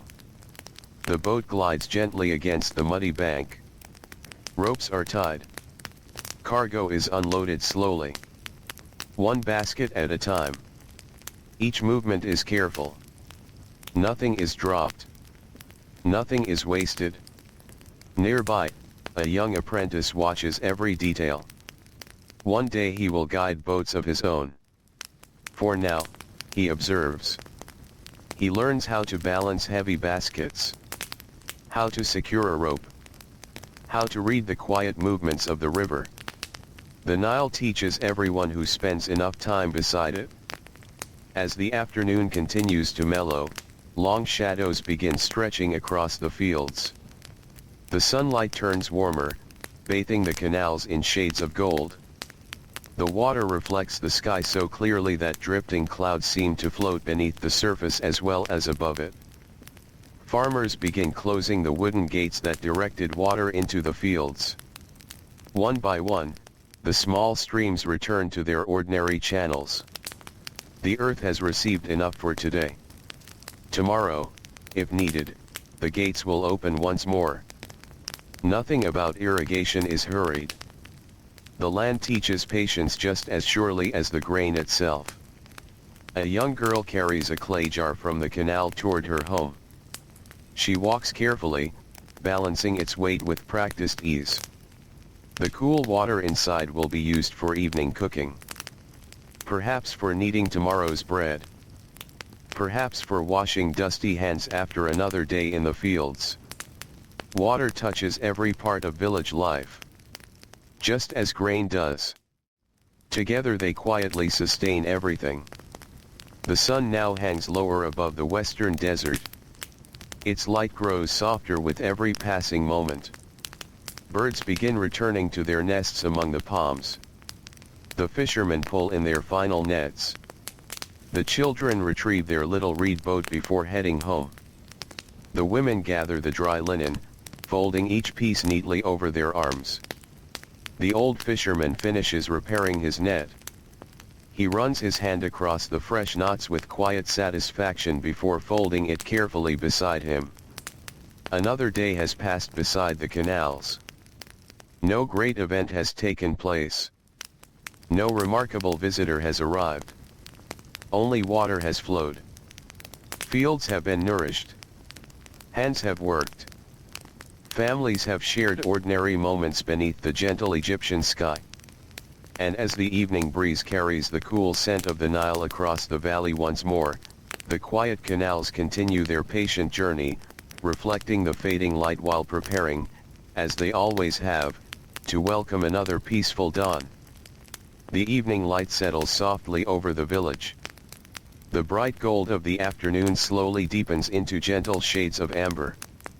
Long shadows stretch across the narrow paths between the homes, and the warm air begins to cool at last. The Nile reflects the changing sky, its quiet surface glowing like polished copper before slowly turning to silver as the sun continues its patient descent. The busiest hours of the day have passed. The farmers have returned from the fields. The fishermen have tied their boats along the riverbank. The merchants have covered their baskets for the night. Now another, quieter kind of work begins. Behind many of the mud brick homes lie small gardens. They are not grand places. No wide fields stretch here. No great harvests fill these little plots. Yet they are deeply loved by the families who care for them. A narrow footpath winds between low walls made from sun-dried bricks.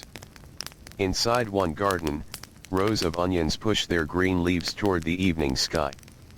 Nearby grow broad-leafed lettuces, fragrant herbs, garlic, lentils, and small patches of beans climbing simple reed supports. Several young fig trees stand quietly near the wall. Their leaves sway gently whenever the breeze arrives from the river. Everything has its place. Nothing grows by accident. A woman steps through the small gate carrying a clay watering jar. Its rounded sides are cool against her hands. She walks slowly between the rows, stopping beside each plant. With careful movements she tips the jar. Water flows gently onto the dark soil. Not too much. Not too little. just enough for the thirsty roots beneath the earth. The water disappears almost immediately. The rich soil drinks it gratefully after another warm day. Nearby, her young son follows with a much smaller jar. He tries very hard to copy every movement. Sometimes he pours a little too quickly. Sometimes he forgets one plant altogether. His mother smiles kindly. She points quietly toward the mist row. The boy nods. Without complaint he returns and waters it carefully. Gardens teach patience as gently as fields do. Each evening they offer another small lesson. A little farther along the path, an elderly grandfather kneels beside a patch of herbs. His hands move slowly through the leaves. He pinches away a few dry stems. He loosens the soil around one plant whose roots have become crowded. He speaks softly to his granddaughter, who kneels beside him. "There is no need to hurry," he says. "The plants know their own time." The little girl watches his hands. She notices how gently he touches each stem. Nothing is pulled roughly. Nothing is broken without reason. She reaches toward a tiny sprig of mint. Its fresh scent fills the air as she rubs one leaf gently between her fingers. She smiles. The fragrance is cool and sweet after the warmth of the day. The grandfather laughs quietly. "It remembers the river," he says. The girl lifts the leaf once more and breathes deeply. Perhaps she does smell the Nile hidden inside it? Or perhaps she simply enjoys standing beside her grandfather in the peaceful evening. Either way, the memory will stay with her. Across the village, many other gardens are receiving the same quiet care. Some families grow cucumbers resting beneath broad leaves. Others tend small patches of cabbage or radishes. Several homes keep flowering plants near the doorway. Their blossoms are simple. White, blue, yellow. Their beauty asks for nothing except sunlight, water, and time. Bees visit them throughout the day. Now, as evening approaches, the bees slowly return to their hives. The flowers close little by little, preparing for another night. Near one wall stands a small pomegranate tree. Its branches are still young. Only a few fruits hang among the leaves. A boy reaches upward, curious to touch one. His grandmother gently lowers his hand. "Not yet," she whispers. "It is still growing." The boy nods. Waiting is difficult when one is young. Yet Egypt teaches waiting from the very beginning of life. Seeds wait. Grain waits. Bread waits. Even fruit waits until its season arrives. The grandmother knows that patience is one of the finest gifts she can offer. As the watering continues, tiny birds hop confidently through the garden paths. They search for insects among the leaves. Now and then one pauses beside the damp earth where the fresh water has softened the soil. The children watch them quietly. No one chases them away. The birds are welcome guests. They have shared these gardens for generations. A gentle breeze stirs once again. The scent of moist earth rises into the cooling air. It mingles with the fragrance of herbs, flowering plants, and the faint sweetness of ripe figs warming upon their branches. Somewhere nearby, someone has begun baking evening bread.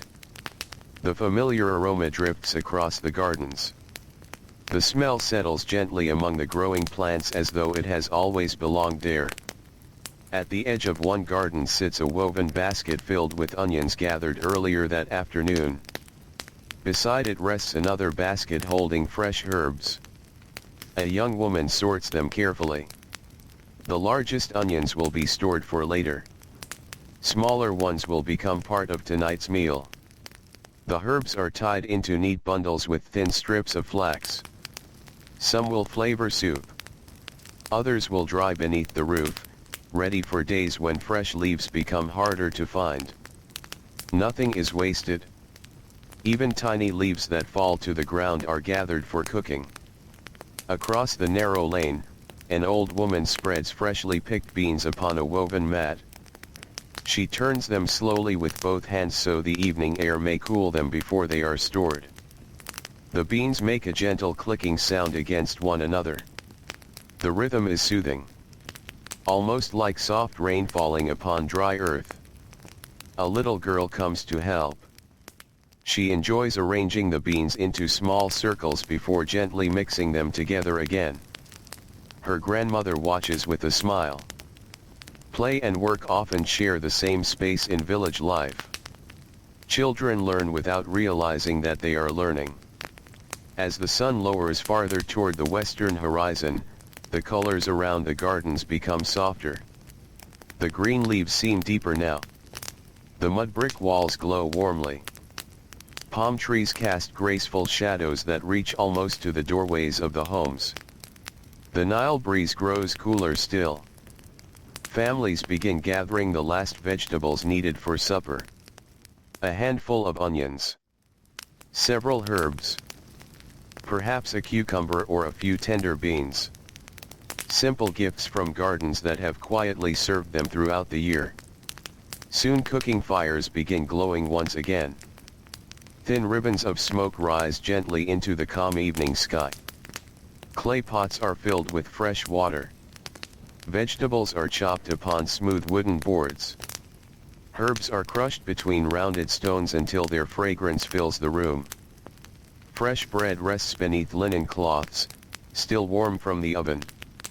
The day's labor slowly gives way to the comfort of the evening meal. Outside, the little gardens become still. The watering jars have been emptied. The baskets have been carried indoors. The birds settle among the branches. A dragonfly schemes once across a narrow irrigation channel before disappearing into the fading light. The plants stand quietly beneath the deepening sky. They ask for nothing more today. They have received the river's water, the warmth of the sun, the careful hands of those who tend them. Above, the first evening star appears over the eastern horizon. Its quiet light watches over the little gardens, the peaceful homes, and the fertile valley where every seed, every leaf, and every grain grows slowly in harmony with the timeless rhythm of the Nile. The last light of the day lingers gently across the valley. The sun has slipped behind the western desert, yet its warm glow remains upon the horizon. The sky changes slowly, almost too slowly to notice. Gold becomes amber. Amber fades into soft rose.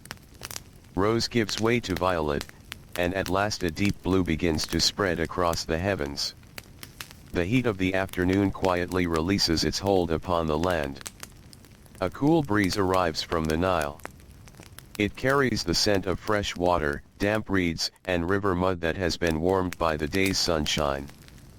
The breeze slips through palm branches, wanders between the mud brick homes, and cools the narrow lanes where children are finishing their evening games. The village grows peaceful. Cooking fires glow inside small courtyards. Thin ribbons of smoke drift upward, disappearing into the gathering twilight. Every household prepares its evening meal. No two meals are exactly alike. Yet nearly all of them begin with the same quiet companion.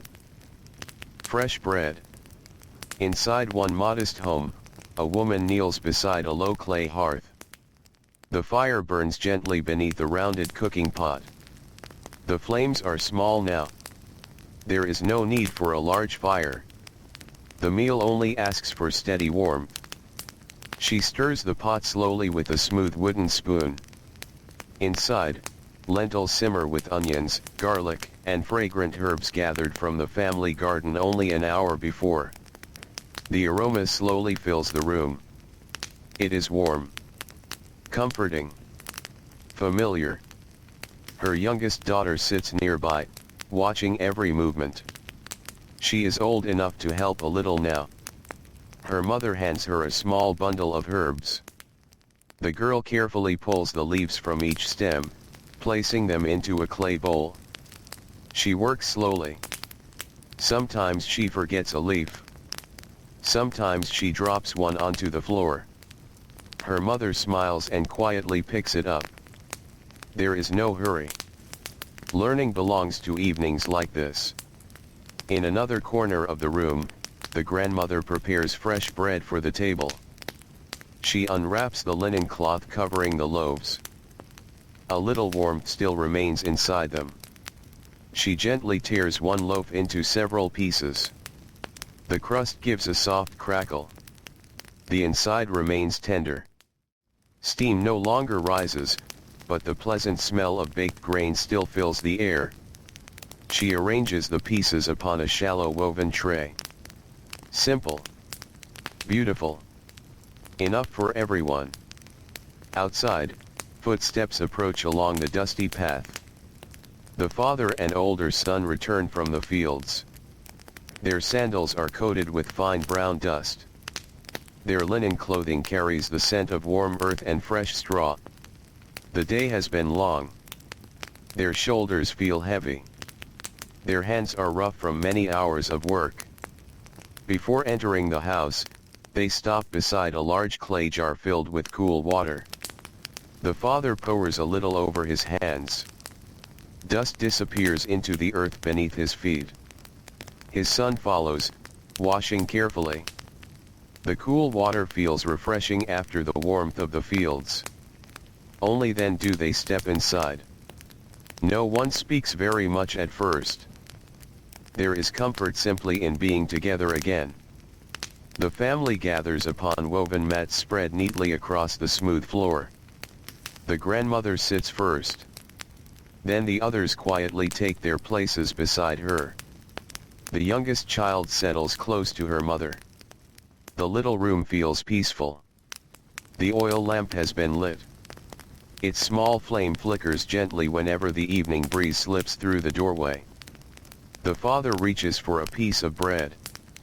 He tears it slowly. The familiar aroma rises once again. He dips it into the warm lentils before taking a quiet bite. The meal begins. No one rushes.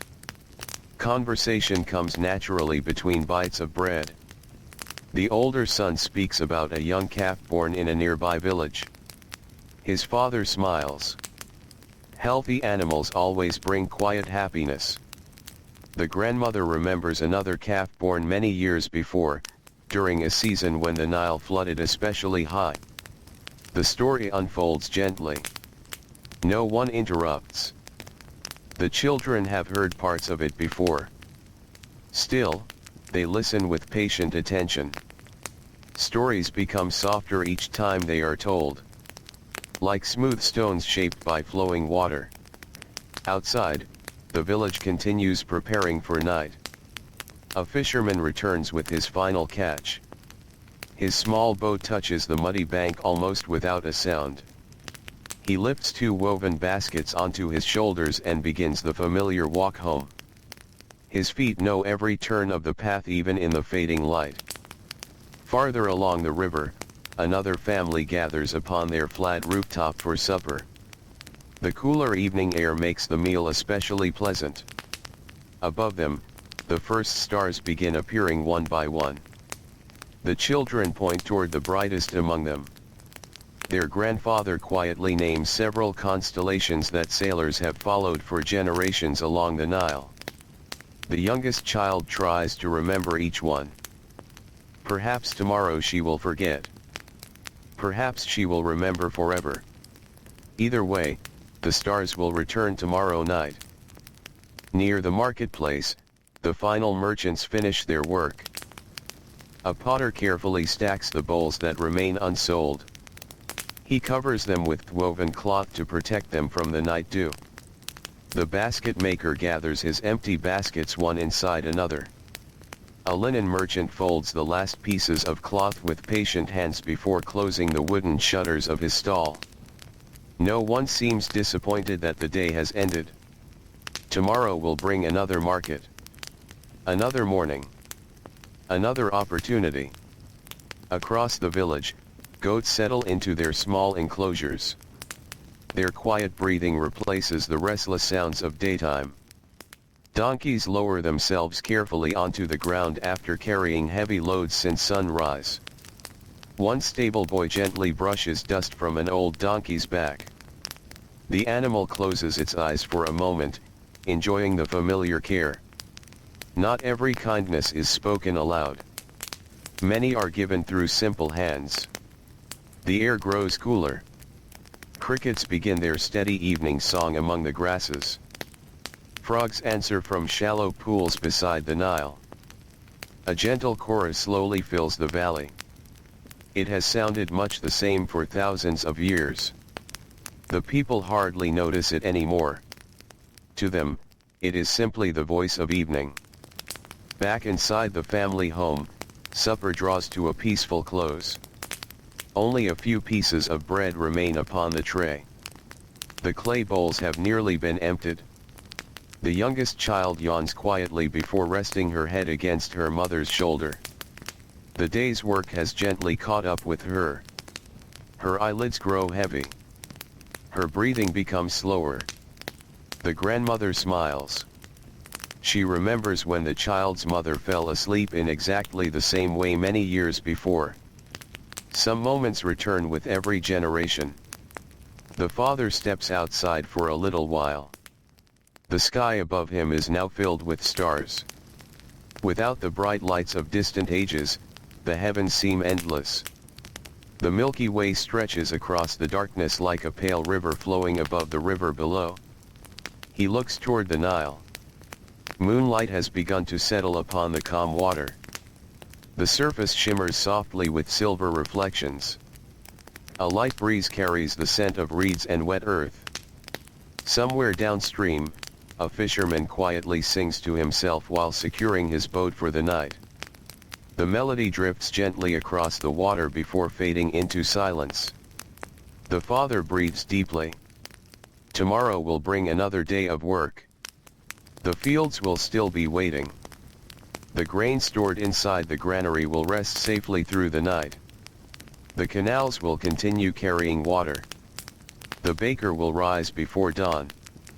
The millstones will begin their quiet song once again. Life will continue as it always has. Not because anyone commands it, but because every person, every family, and every season moves together like the steady current of the Nile itself. Gradually, one by one, the cooking fires become glowing embers. Doorways grow quiet. Oil lamps are gently shaded. The village settles into restful silence beneath the endless Egyptian sky. And in that peaceful darkness, where warm bread has filled every home and the sacred grain sleeps safely within cool mud brick granaries, the night wraps the valley in calm, carrying its people gently toward another unhurried dawn. Night has fully settled over the valley of the Nile. The last glow of sunset has disappeared beyond the western desert, leaving behind a sky filled with countless stars. They seem brighter than anyone in a distant future might imagine. There are no lanterns lining long roads, no windows shining from tall buildings, no lights to soften the darkness.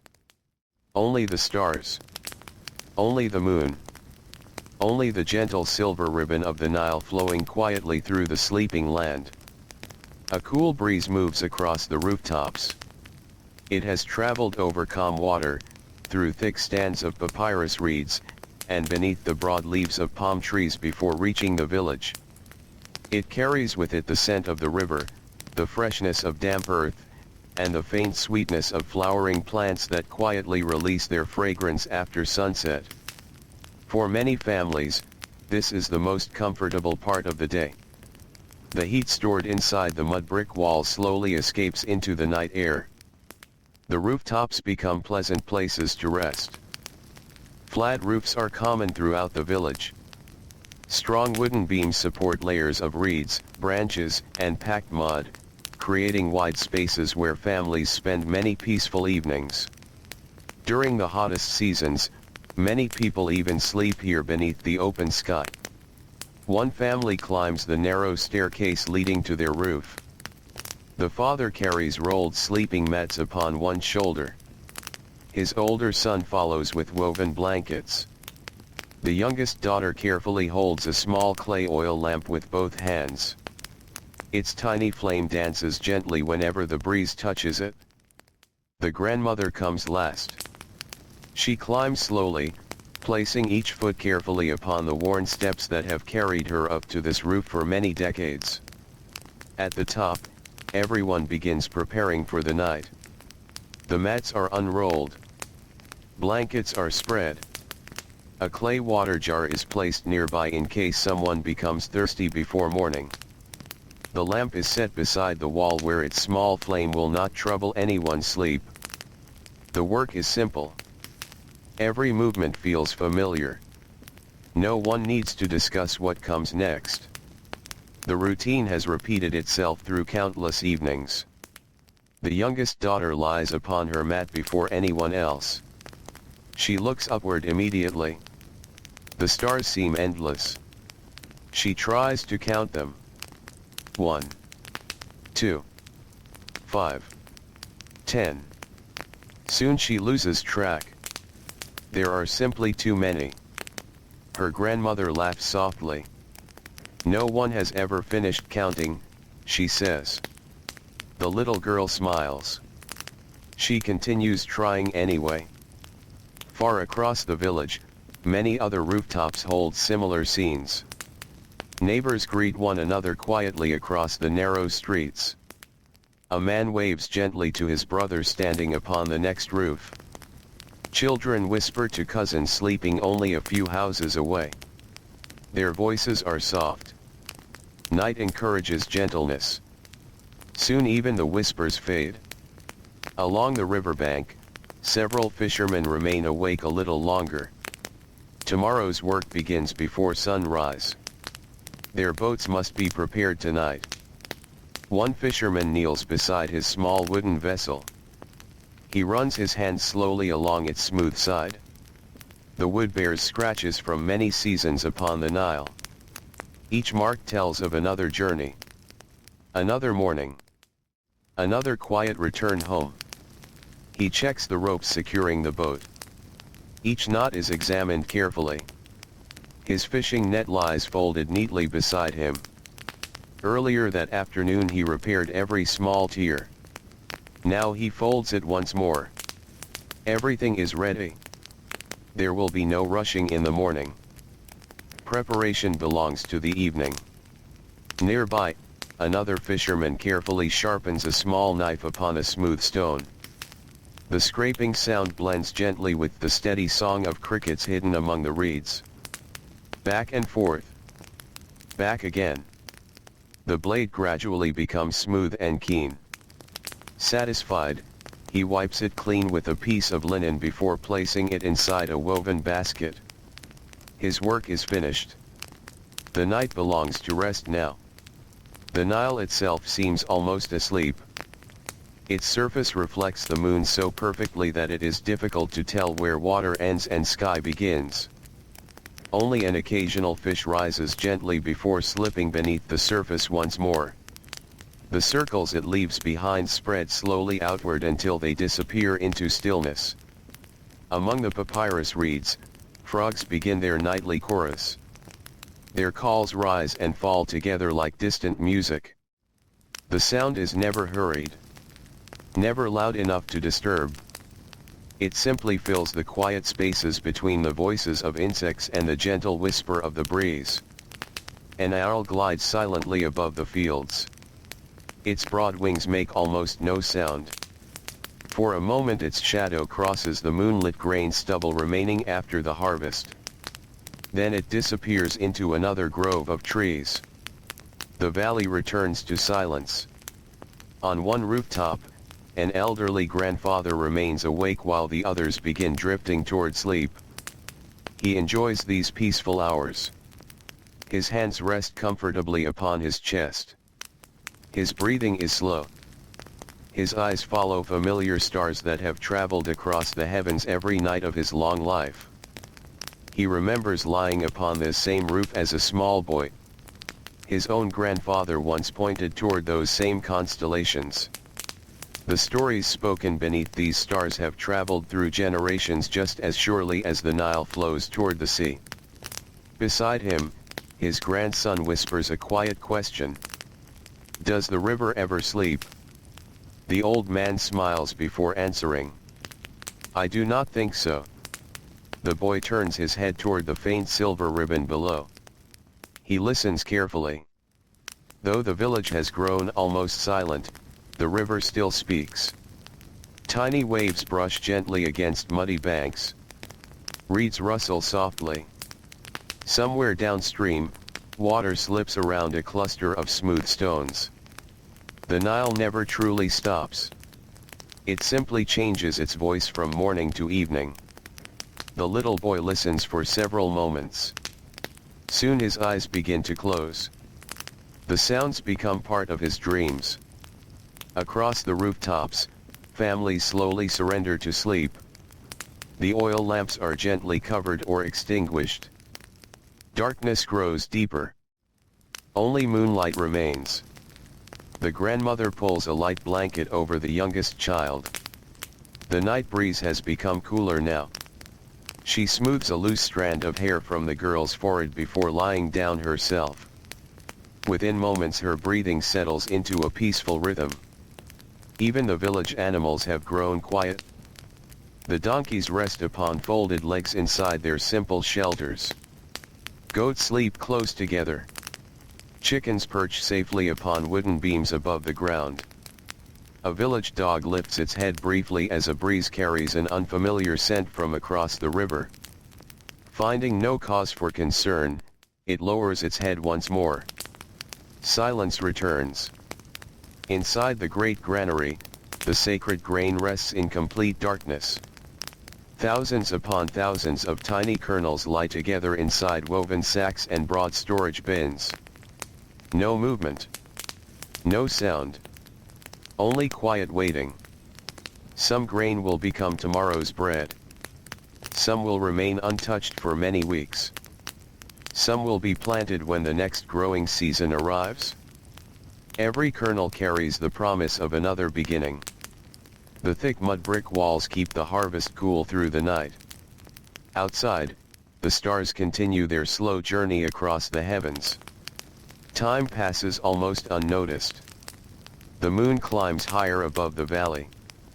Its silver light reaches the fields, the canals, the sleeping boats, the gardens, and every rooftop where peaceful families dream beneath the open sky.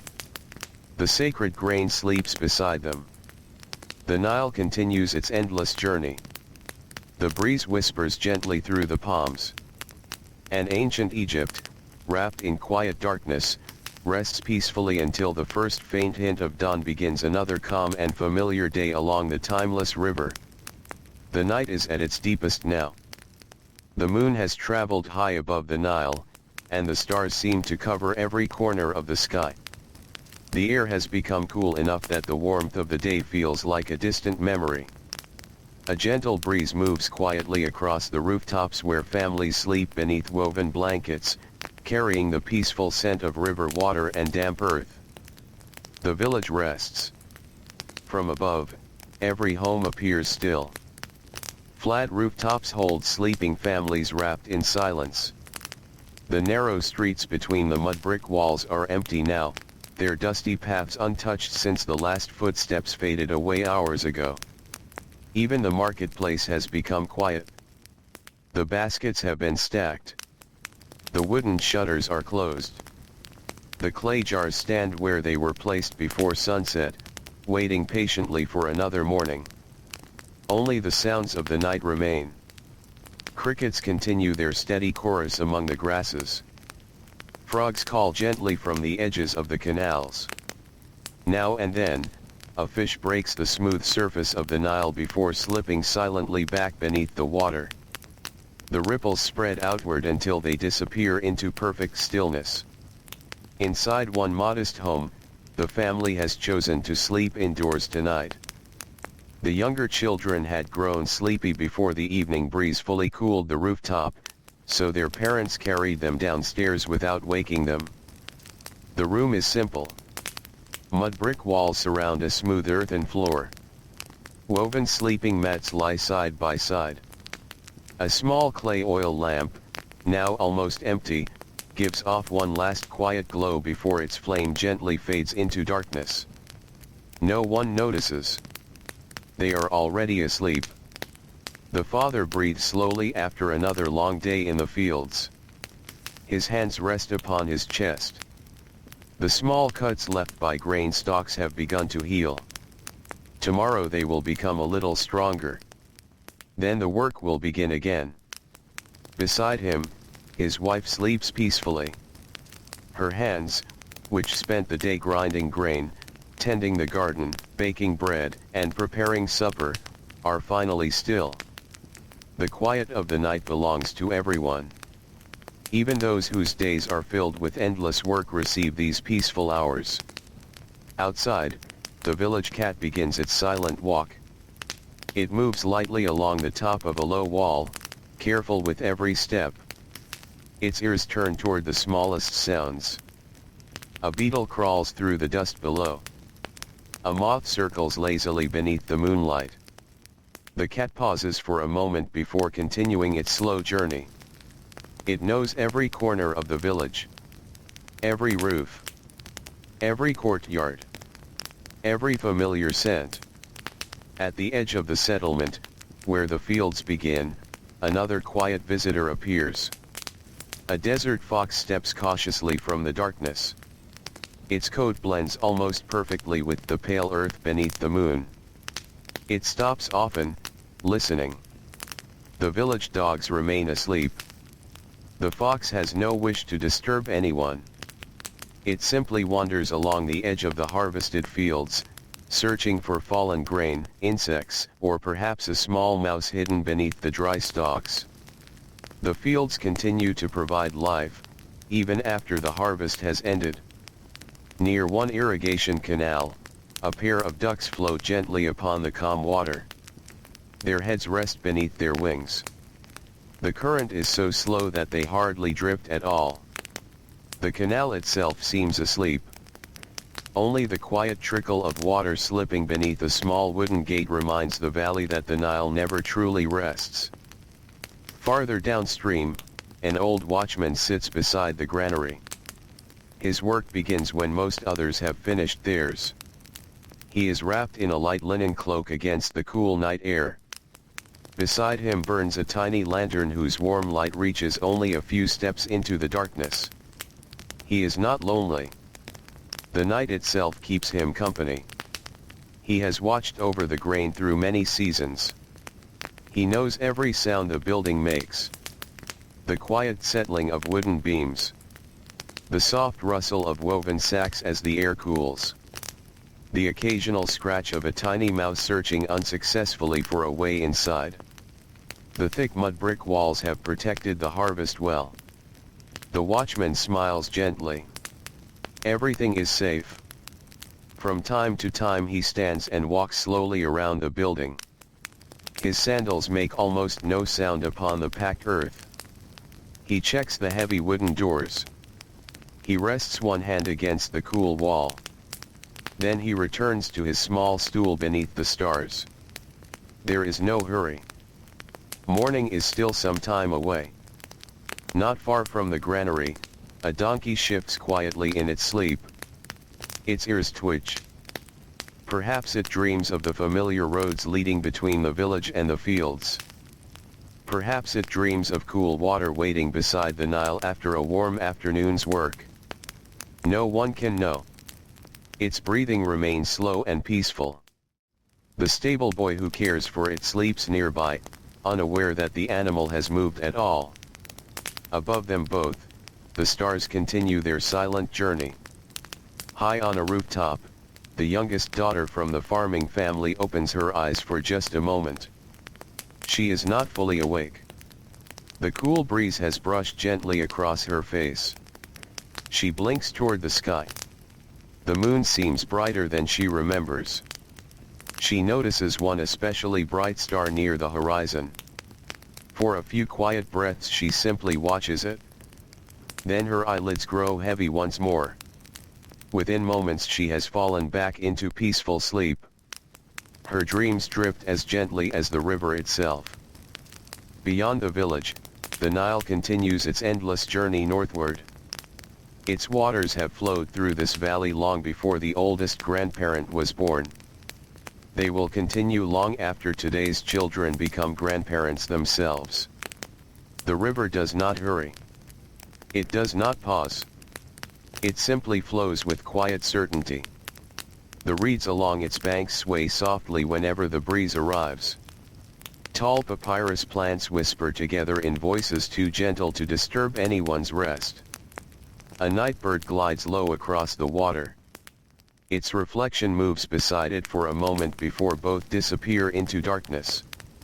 Near a bend in the river, several fishing boats rest side by side. Their ropes are tied securely to smooth wooden posts driven deep into the muddy shore. The boats rock almost imperceptibly. Their worn wooden sides bear the marks of many seasons. Each scratch was earned honestly. Each repair tells of careful hands.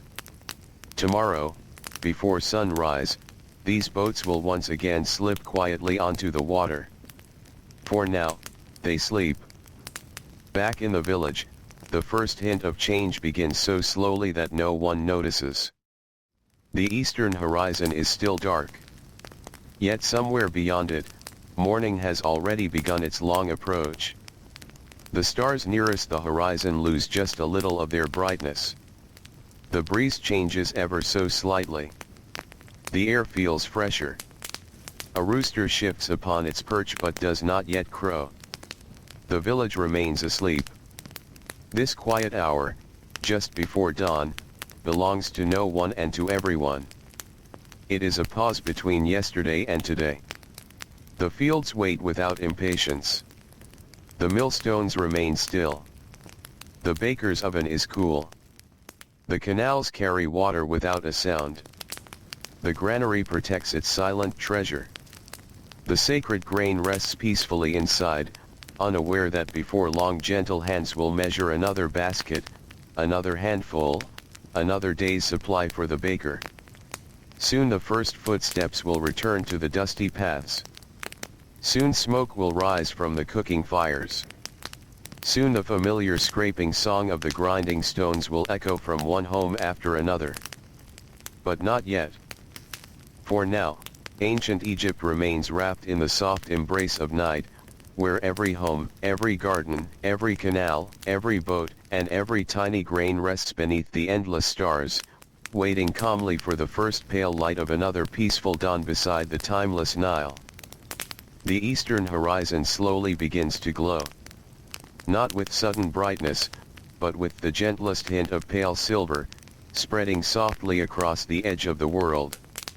One by one, the brightest stars quietly fade, as though they are stepping back to make room for another peaceful day along the Nile. The village still sleeps.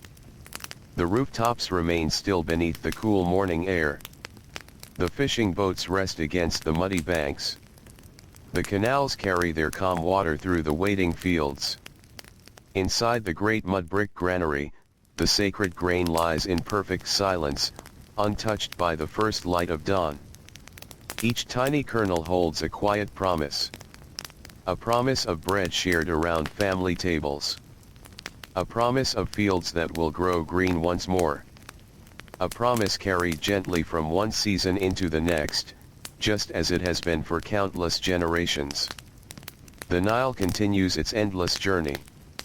Its waters neither hurry nor hesitate.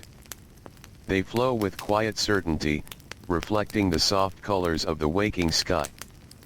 The river has watched children become parents, parents become grandparents, and grandparents become gentle memories carried in stories whispered beneath the evening stars. It has seen harvests both generous and modest. It has carried fishermen through calm mornings and peaceful evenings. It has nourished gardens behind humble homes, cooled tired hands after long hours in the fields, and reflected the moonlight over villages wrapped in restful silence. The sacred grain has never truly belonged to one person. It belonged to every careful hand that prepared the soil. To every farmer who patiently scattered seed across the rich black earth. To every child who carried baskets through dusty paths. To every woman who turned the heavy millstone before sunrise. To every baker who waited beside the warm clay oven. To every scribe who carefully recorded each measure. To every watchman who guarded the harvest through quiet nights. To every family that gathered together, breaking warm bread while sharing gentle stories beneath the fading light of evening. Most of their names have long been forgotten. The desert winds carried them away. The passing centuries covered their footsteps with new layers of sand. Their voices no longer echo through the narrow streets. Yet their lives remain quietly present.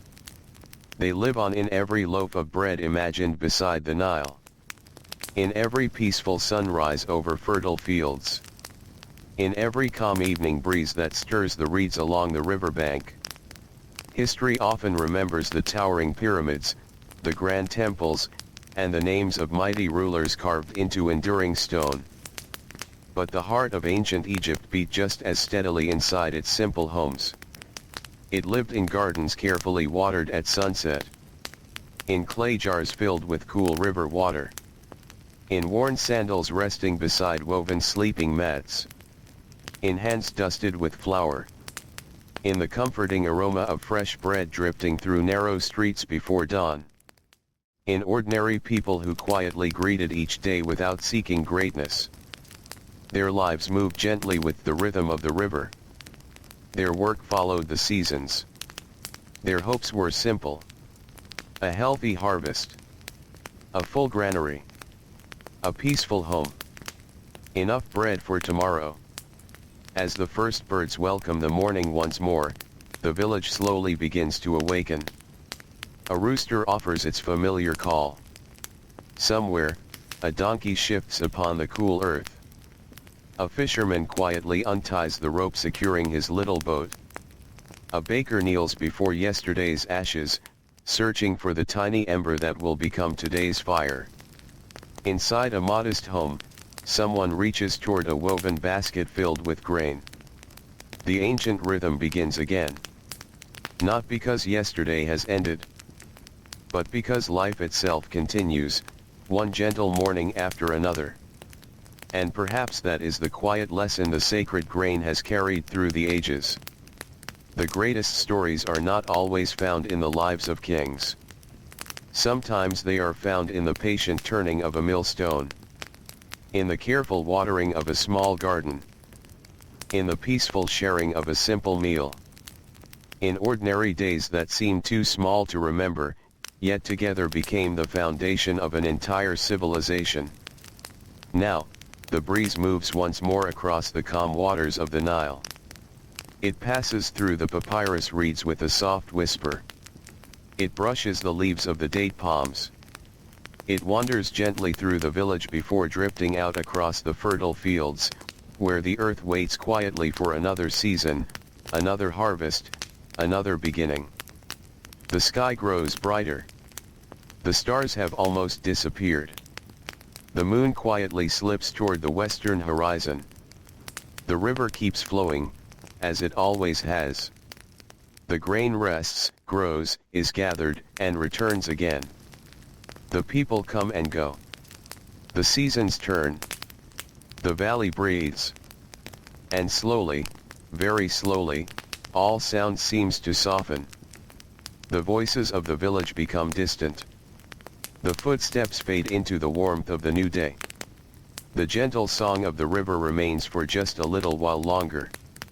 Then even that grows quiet. And with the timeless Nile flowing peacefully beneath the endless sky, the sacred grain of ancient Egypt rests once more in calm silence, carrying its quiet story into the stillness of another dawn, and into a peaceful, restful sleep.